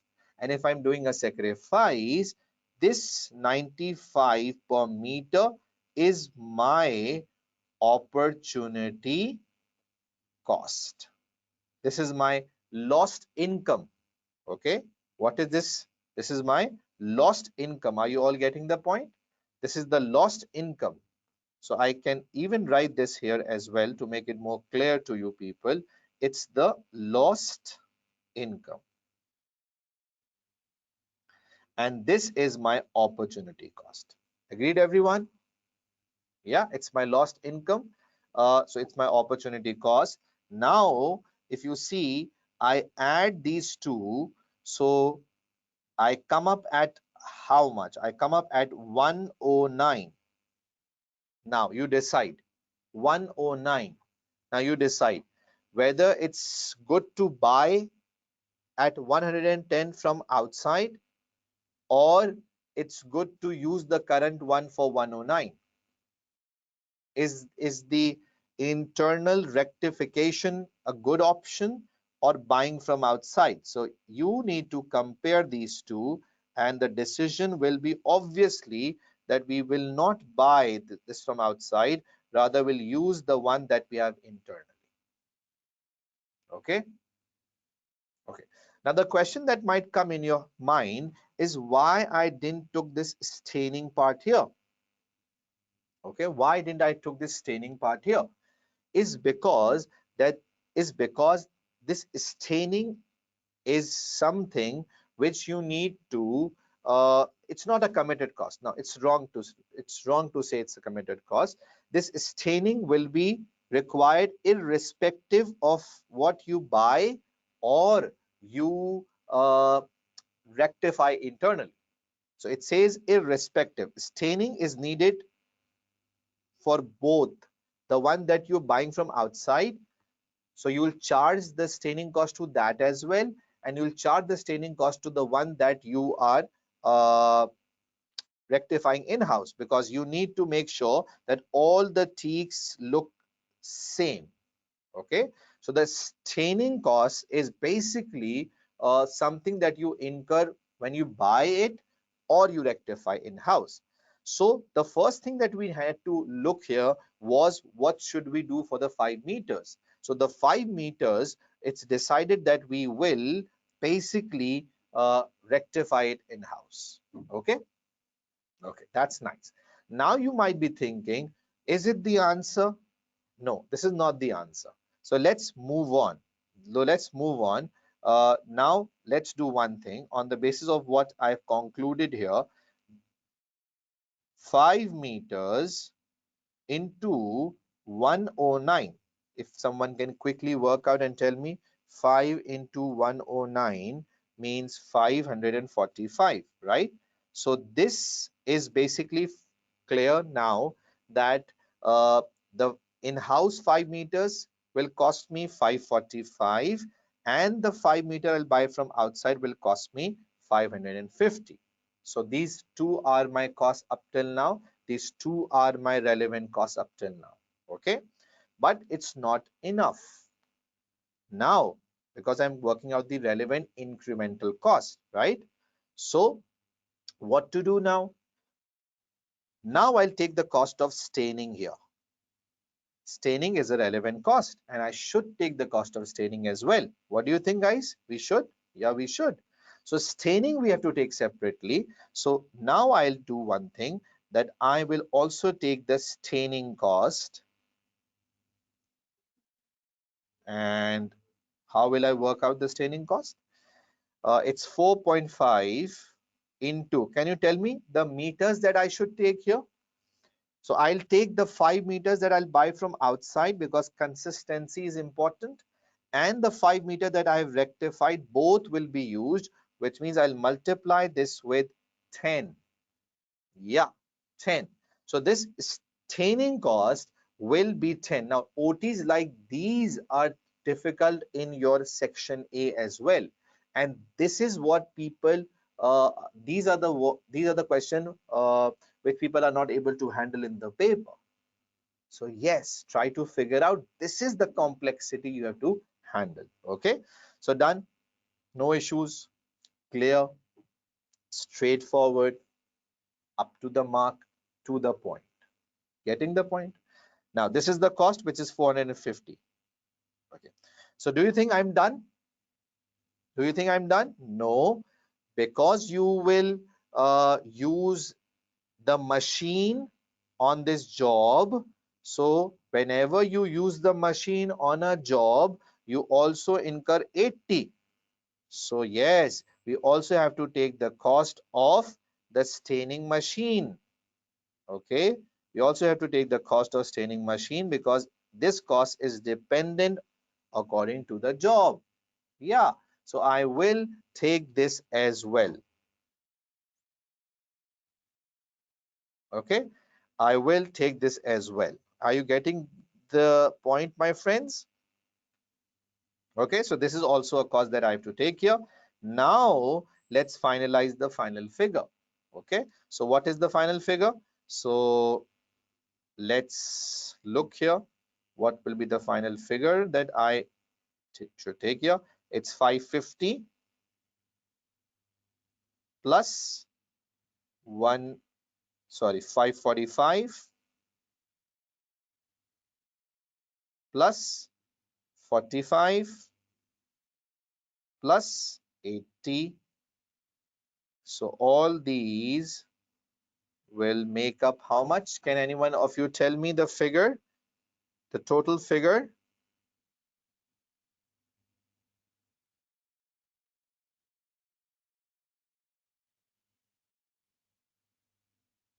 Yes, please. So the answers I'm getting is 1220. Yeah, 1220. is the relevant cost of this option? And it's a very good question, to be honest. Very, very good question. Okay, I'll explain this again. Staining cost. Staining cost, if you look here, staining cost is a cost that will be incurred irrespective of the age of the teak. Okay, this means whether you buy the new one or you buy the old one. Okay, so you will incur this irrespective of, in any case, right? Which means the 5 that you bought from outside, the 5 that you are using within the company that you have in your inventory, on this entire 10 you'll apply the staining cost of 4.5. Okay,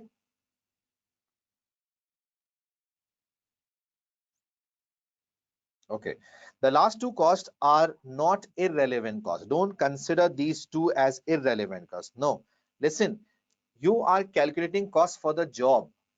It's for the job, right? The job that you will perform. So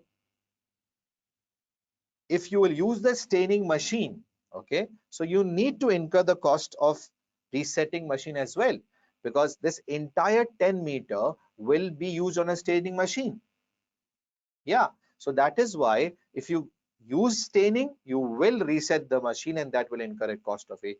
So you are doing the costing for this job, and the cost that I've taken here relates to the entire job. So this entire figure is a relevant cost. Okay, understood, guys? So you can easily expect an objective test question coming something like this in your section A as well. Are you all getting the point? Clear? Understood? Easy to understand now? Clear, guys? A quick yes or no? So the way I explain this step by step, is it clear?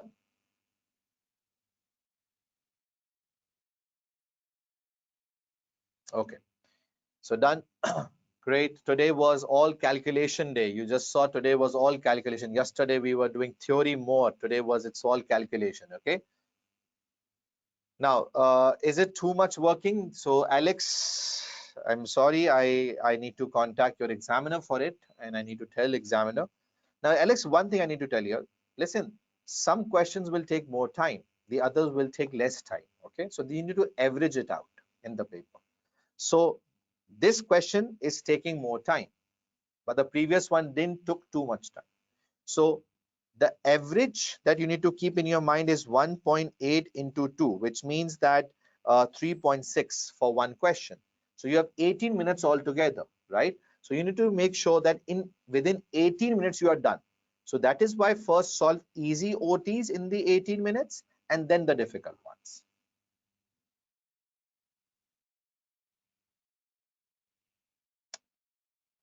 Yeah, Zishan. Zishan is saying that both the questions today we did were taking more time. So listen, these two will not come in one attempt, okay? Because examiner also sets a balanced paper. Examiner will not do that all the difficult questions will be given in one attempt. So the examiner will balance out. One section B question will be a bit easier compared to the second one. Okay, Zishan? Okay, now done with this one. If they come, then you have to solve it. No issues.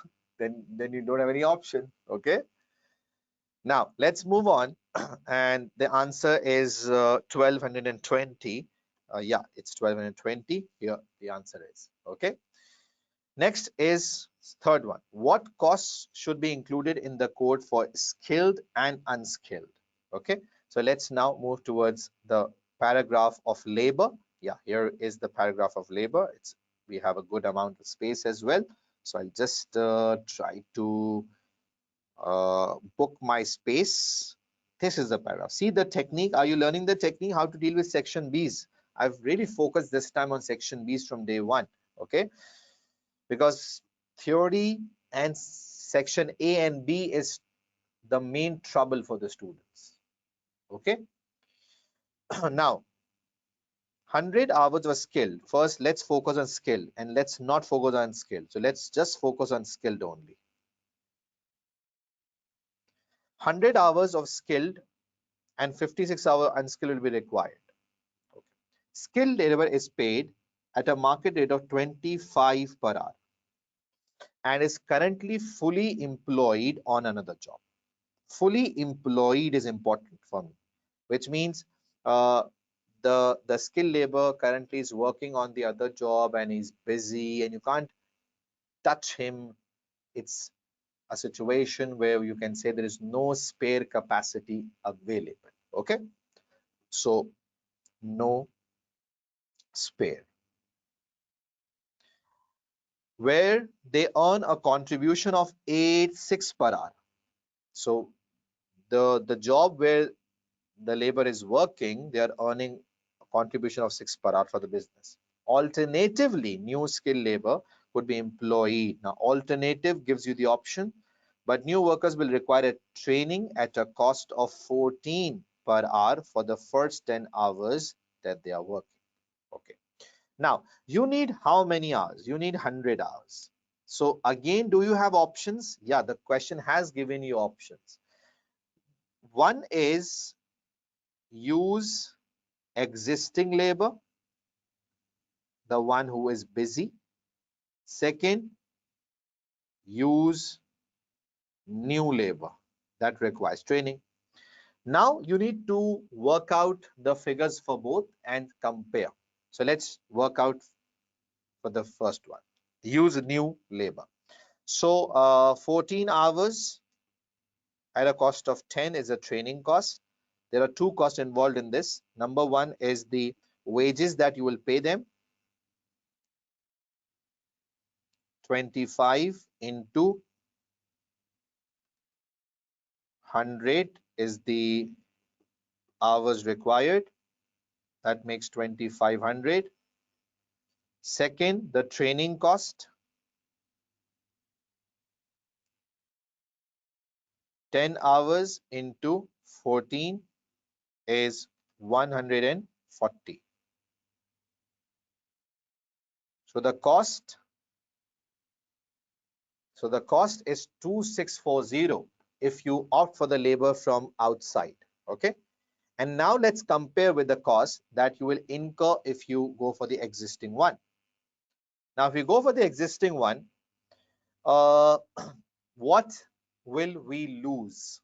So we lose $6 contribution. Okay. So this $6 per hour will be contribution loss. And this is your opportunity cost, right? Plus the wages of 25 per hour.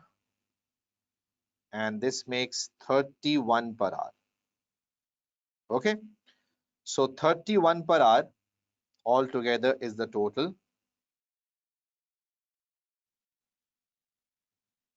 right? So how many hours do you need? 100, and that makes 3100. Now you need to compare this with this and take a decision what to do. So can you tell me which is the better option? Either to use the existing labor or to use new labor and train them. So obviously the cost of new is lower and we'll select this lower option. Agreed? Clear? Lower is cheaper. Yeah, lower is cheaper. Got it, everyone? I hope this is clear to all of you. So we had two options. So we took the decision using both, and this is your incremental cost that you will incur, and this is your relevant cost.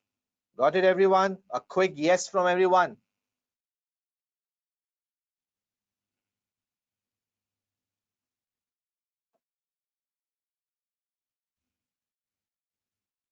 Okay. Actually, the incremental cost, if even if you ignore it, so your decision would again be a similar decision. Okay. This is the question from, yeah. So just the question went up. So if you ignore it, for example, so still your decision remains the same, right? That doesn't matter. Okay, and that doesn't matter, but the incremental figure that you will pay to the labor is basically 2640, right? This is the payment that you will do exactly to the labor. So that is why it's a cost that you have to consider. So there are two options. You have to select the lower option. Okay.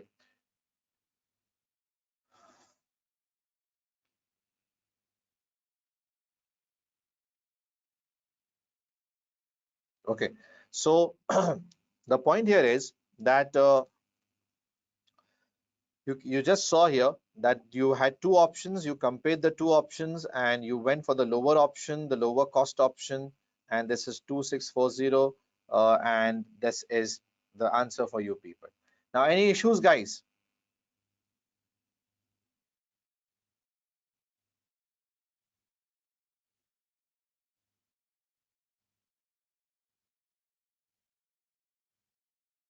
Okay. So this is clear. And this is something we came to the conclusion here and what we need to take. Now, one thing I need to answer here is very important to just try to listen what I'm saying here. Normally, students don't understand this fact that I just want to explain here.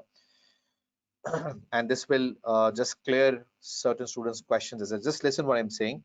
Normally, students say, okay, this is a new labor. Okay, this is a new labor, and we will pay 25. So that's perfectly all right. Okay, that is basically perfectly all right. We need to pay. Okay, and this training cost is an incremental cost. That's perfectly right. Then when it comes to the first option, they say, okay, we are losing $6 contribution. We are losing $6 contribution. So that is a loss. This is our opportunity cost, and we should charge this cost to the sacrifice that we are doing. Okay. So yeah, this is perfectly fine. But people sometimes do ask me why you are taking 25 again, because their point is that this 25 per hour basically is the wage that you will continue to pay to your existing labor. Okay, anybody has the answer? So this 25 of the existing labor is something that you continue to pay. You will pay to the existing labor, and if you ask them to work on this project, still you will pay. So people say that this 25 should not come. Why we take this 25? Because we continue to pay to the existing labor. If you're hiring a new labor, okay, you have to pay, that's fine. But why are you taking here? No, you are not getting the point. So in this existing case, why we took this 25? This is the question. This is not the cost of a new labor because this is the existing labor, right? So why we took this one? So now listen very, very, very. Yeah, you had this question long time, and today is the day when I will resolve this problem. Many students have this problem. Today I'll explain you why. Why this 25 came here of the existing labor that you will continue to pay. So listen, technically speaking, this 25 of the existing labor is an irrelevant cost. Listen to me. This 25 per hour is an irrelevant cost, technically, of the existing labor, because the labor is fully employed, you are already paying them. So then why you have taken here? This is an irrelevant cost. And listen, if I will not take this cost here, then it will become a relevant cost. So you might be saying, sir, are you joking? So listen carefully what I'm saying. If I will not take this 25 here, then I will make this a relevant cost. And technically, it's an irrelevant cost that I should not take. I should not take. So why are you taking then? Now, let me explain you. Can you tell me how I work out contribution? We work out contribution how? It's selling price less material cost less labor cost, and we calculate contribution per unit. Getting the point? Right? This is how we work out contribution. Now listen, labor cost is already deducted when you have a contribution. So the contribution that is given in the question is 6. Can you see this 6? This 6. Now this 6 is a contribution that is actually after the labor cost. There would be some kind of a selling price. From that you would have deducted material cost and labor cost. And once you deduct these two, then you arrive at this 6, right? Getting the point? So the labor cost already had been deducted in this contribution of 6. Listen, do you agree when I say contribution? So what comes in your mind? Is the basic labor cost already deducted from this 6 contribution? You tell me yes or no. First of all, tell me this, yes or no. So if you say yes, this means if you just take 6 here, this means you are making this labor cost a relevant cost, which should not be the relevant cost because the labor is fully employed. And if you ask labor to work at this job or work at this job, that doesn't make difference. So from relevant costing perspective, this 25 labor of existing is not an incremental cost. It's not an incremental cost. Are you getting the point? So this means if you will just base your decision on 6, you are making labor cost relevant. That is why what we do. We know the cost 6 is after the labor cost. That's why we add the labor cost back into this to come to a contribution. That is before labor cost. We work out this contribution before labor cost. Getting the point? See, conceptual thing. So 6 is the labor cost. We add back 25 into this. Okay, we make this 31 because we know that 25 has already been deducted from this contribution. So to make this labor cost irrelevant in this case, we add the labor cost back to reach to 31, and this 31 is a contribution which is before the labor cost, because to be honest, labor cost is not relevant here. In existing capacity case I'm talking about only. Okay, so it's not a relevant cost, and that's why we add back to ensure that this doesn't remain relevant cost anymore. Got it my points? Ali, not throughput, please, not throughput. Okay, are you getting the point? Understood the concept? And guys, did you understood the concept? This is a missing element. Every time students are not sure about this one. Understood? So we add this back. We add this back to make this irrelevant. Okay, because once a contribution, so remember the entire variable cost has been deducted from this, whether it's material or labor. So we add this back labor cost so that the impact of labor is eliminated, and then we are left with a contribution figure of 31, which is a one in which you just have deducted the material cost. Okay, so I hope this is clear.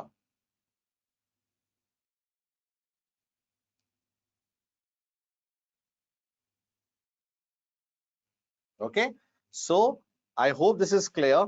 That is why I added 25 back into this and made this 31 for my decision making purpose.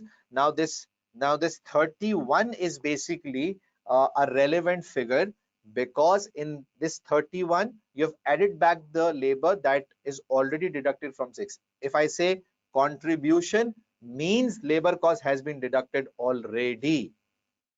So if you add it back, you are at a figure in which there is no more labor cost, because labor cost is irrelevant. In existing situation case I'm only talking about, not in case of hiring the new labor. Okay, so I wanted to make this clear because in books you have a rule, and the rule is loss of contribution plus labor cost, and you add it, and that is a relevant cost. People don't exactly know the background behind that, so I made the background clear here today. I hope you liked the explanation. Anyways, the answer is 2640, the lower of. Got it, everyone? Okay, it's 2640 for the skilled labor. Right. Marukh, anyways, it doesn't affect your calculation, but quickly I'll just tell you once again. 6 is a contribution in which labor of 25 has already been deducted. When I say contribution, it's a common sense that all variable costs will be deducted from that. Okay, so 25 is the labor cost that you will incur because labor is already employed at your place. For you, it's not an incremental cost. For you, it's kind of a committed cost, right? Okay, so to make sure that we are not considering this 25 as relevant, from this contribution, it has already been deducted because it's contribution per hour. Okay, per hour, right? So we added this back to come to a contribution which is before the labor cost, and that's why it's 31. Anyways, normally people don't understand this concept much, but I just made it clear. As a rule, you can remember it's sum of loss of contribution plus labor costs. That's fine, but as a concept also I explained you today. Unskilled labor are currently paid at 12 per hour, and each of 5 workers is guaranteed a minimum wage of 420 per week. Now, this is also interesting. Each skilled employee has enough work allocated to them for the next 3 weeks to earn 372 per week. Okay, the work to be done by the unskilled labor now on board must be completed within first week of the project starting, and overtime is paid time and a half. Now try to figure out the situation here. Unskilled workers are paid 12 per hour. That's fine. There are 5 workers you have. Now how many you need on this project? You need 56 hours. Okay, so you need 56 hours, right? Okay.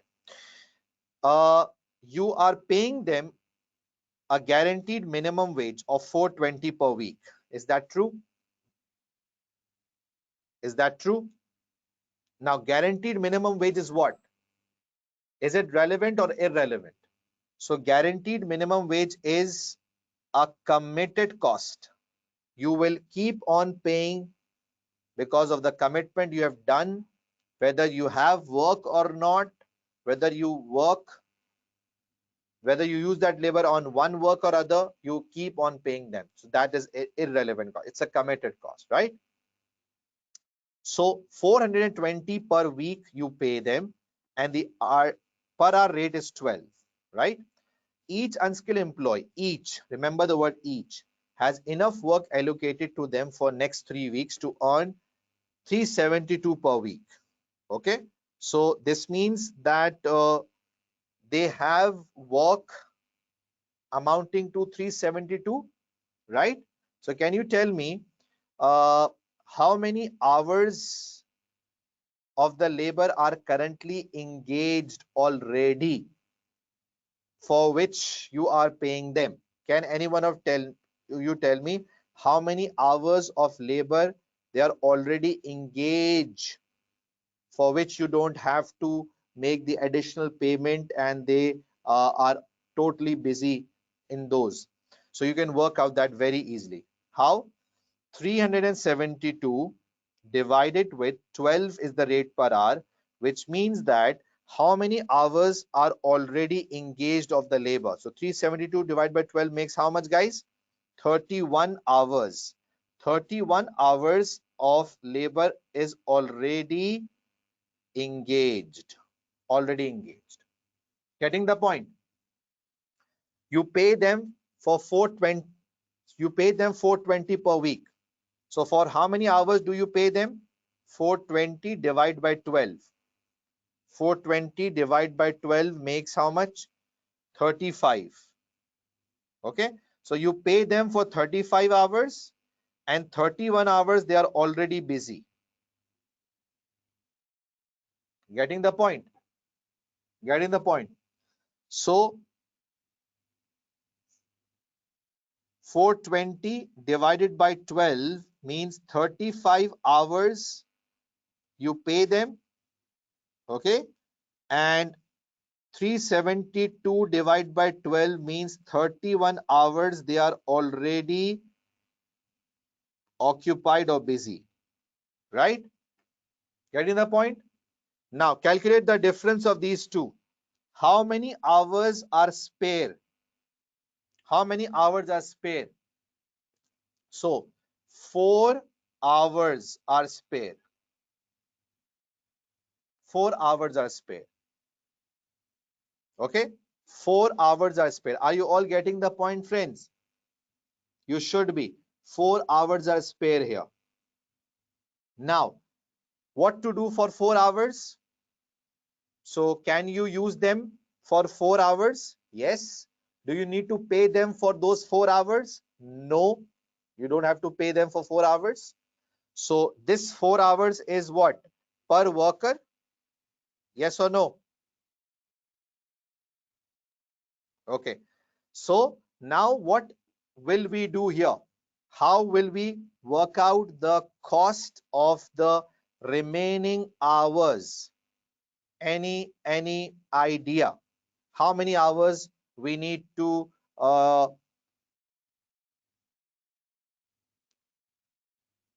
okay, 4 hours are spare, and this relates to how many workers? One worker, right?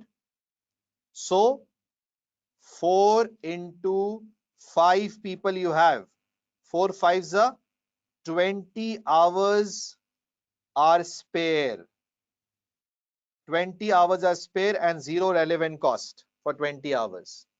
20 hours are spare. Okay. So how many we are left with? 56 minus 20. How many we are left with? 36 hours we are left with. 36 hours we are left with. Getting the points? Such a great question. So for those 36 hours, what we'll do? We'll work them over time for time and a half. For time and a half. So what will be the hourly rate? 12 plus 6 is 18, right? You know time and a half? It's 12 plus 6, 18. Okay? 12 plus 6, 18. So what is the answer? 36 into 18 will give you 648 is the relevant cost. 648 is the relevant cost. Understood, everyone? Interesting. Interesting. See, I'm only picking difficult questions, not going for easy ones. Okay. So a quick overview. A quick overview is it's time and a half, my friend. Hourly rate plus the premium. It's a basic thing. Okay, 12 plus 6, time and a half. Okay, now what I quickly did was $420 cost you pay them, which means considering the rate per hour of 12, you are paying them for 35 hours in a week, week, guaranteed hours. Okay, this week they have a work for $372, which means 372 divided by 12 means they are busy for 31 hours this week. Okay. So 35 hours you pay them. Out of that 31 hours they are busy. So the hours that are spare are 4 hours. Hours that are spare are 4 hours. And it relates to each, as it was said, each, which means 4 into 5 workers means 20 hours are spare. 20 hours are spare. Yeah, 4 per worker, right? Because it says each. See the word each. Okay, each, right? This means that 20 hours are spare. You need 56. So 20 are spare, no relevant cost for them. For the remaining 36, you will use them time and a half. You will pay them time and a half as overtime. So 12 plus half is 6. That makes 18. And the relevant cost is 648.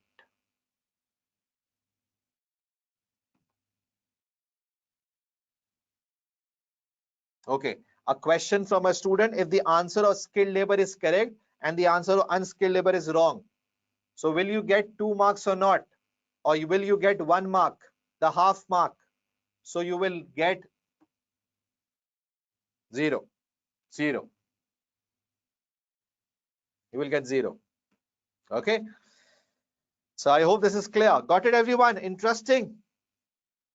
Where did we got 56?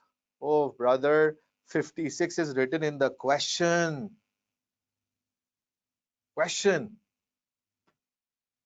Okay. Understood, everyone? Interesting. Yes or no?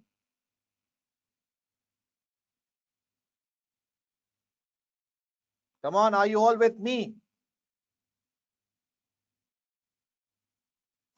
Because you are given with the option of overtime only. How will you cover up the remaining hours? This is a common sense. You need 56. How will you cover up with the remaining hours? So Karthik, we only have one option, and that is of overtime. Okay. Okay. So it's 648, and if both are correct, then you will get marks. Right. Now, the last two, theory based. Which option correctly classifies these costs? Place a tick in the boxes in the table. Below appropriate, I just missed out one paragraph. It is factory policy to add 2200 per week to a project. For the duration of the project, this is to cover factory rents and rates, plant equipment depreciation, interest on long-term loans to purchase plant and equipment, long-term loan, profit element. Okay. Okay. So what to do? What to do now? Now, come on, quickly decide. Factory rates, committed or notional? It's an irrelevant cost. Okay. Come on, be fast. Factory rates, committed or notional? It's committed cost. Rent and rates, committed cost. Rent is a committed cost. Okay. Committed cost. It's not an artificial or imaginary cost, right? It's a rent that you pay. Depreciation, committed or notional? Depreciation, notional. See, this question is not taking time. So if you spend more time on calculative parts, these are the parts that you can solve quickly. And here you are saving the time, and that time you can spend on those difficult parts. So this is the planning, execution. This is the examination technique that I'm focusing from day one. It's not about doing 100% paper. It's about the technique that you should know. Work on the technique. Easy marks, easy marks, easy marks. Okay. Now interest, notional or committed cost? So tell me, do you pay interest? Is it imaginary, or we pay interest? We pay interest, right? So it's a committed cost. It's a committed cost. Okay, done. So this is the time saving you can do. Finally, an easy one. Yeah.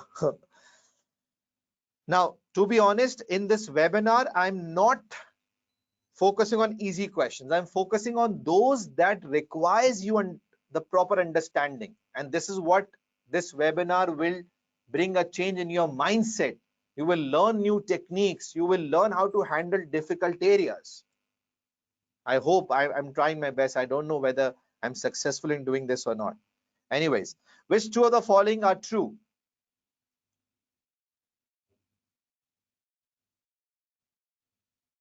The $100 spent obtaining the cost information should be included in the quote. Now, should we include this $100 that they spent on obtaining the information initially, which was mentioned here?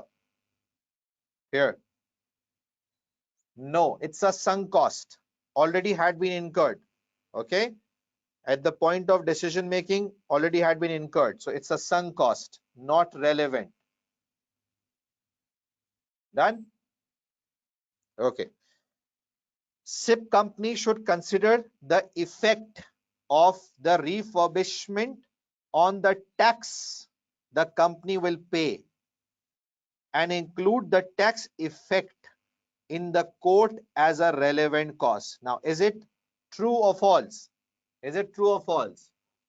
Now listen, obviously if you get the revenue from this project, so the revenue may have an impact on your taxation, right? It may have an impact on your taxation. Listen, so if you are charging someone, okay, if you are charging someone and you get the revenue from that, so that could have an effect on your taxation, the tax you pay to the government.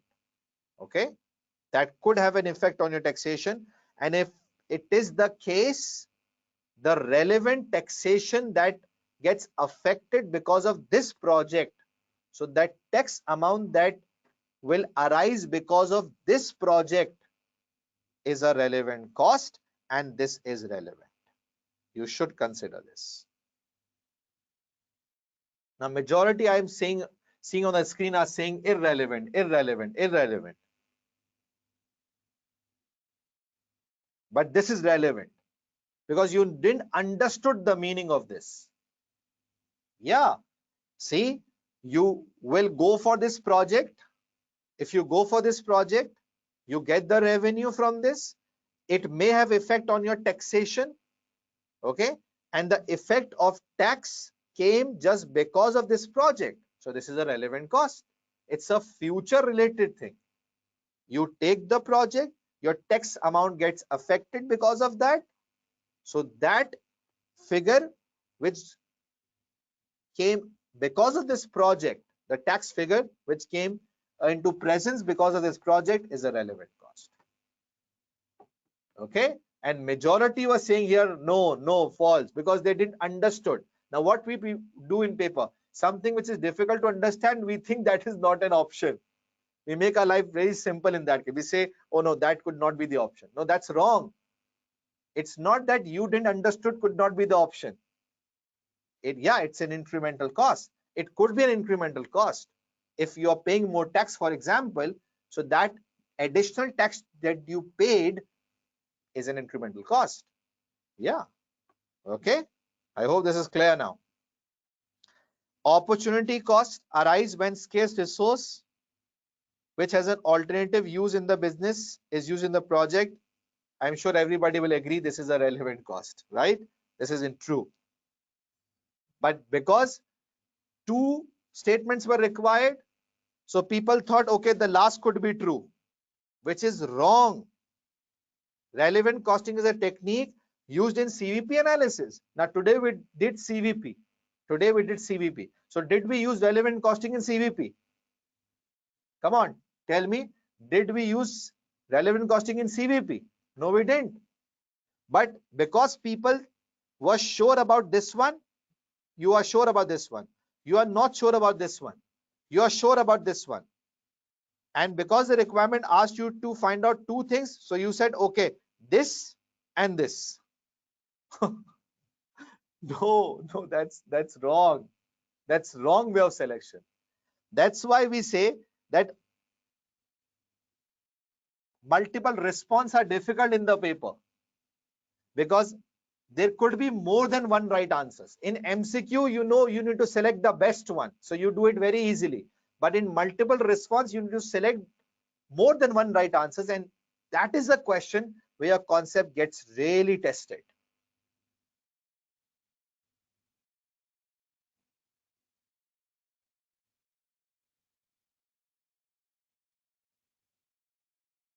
Okay, so are you getting my point, everyone? Done? Clear? So these two are the right options. I hope this is well clear to all of you.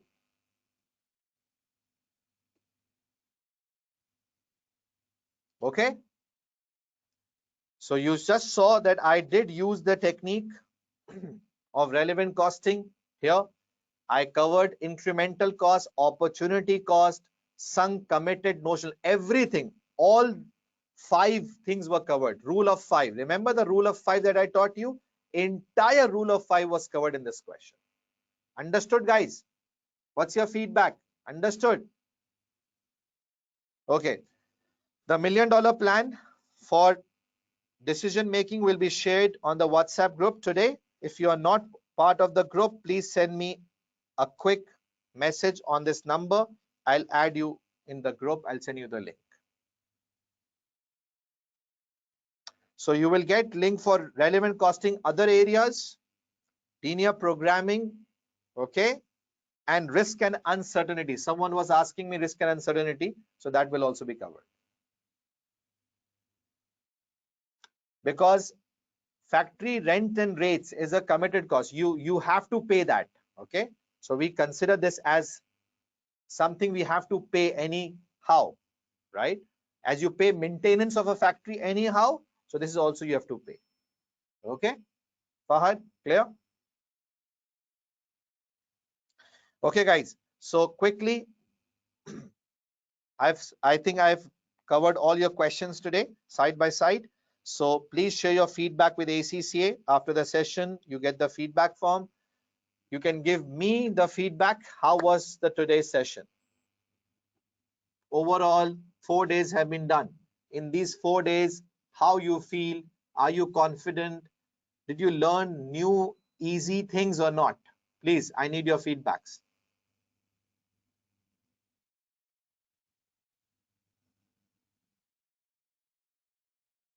Come on, guys, give your feedback. How was the today's session? And up till now, are you satisfied with the way I'm teaching the $1 million techniques that I'm telling you? Are these good for you people to figure out, understand, yes or no?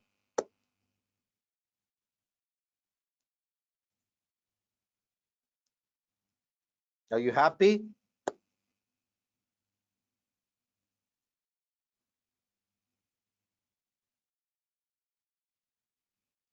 Okay, thank you very much for your feedback. Please share your feedback with ACCA Pakistan as well. Tomorrow we have another important day of advanced costing technique, and remain active on my WhatsApp group, because that will be a game changer till the paper. I will be with you till the last day of your exam. So be with me on the WhatsApp group. Thank you very much. See you tomorrow.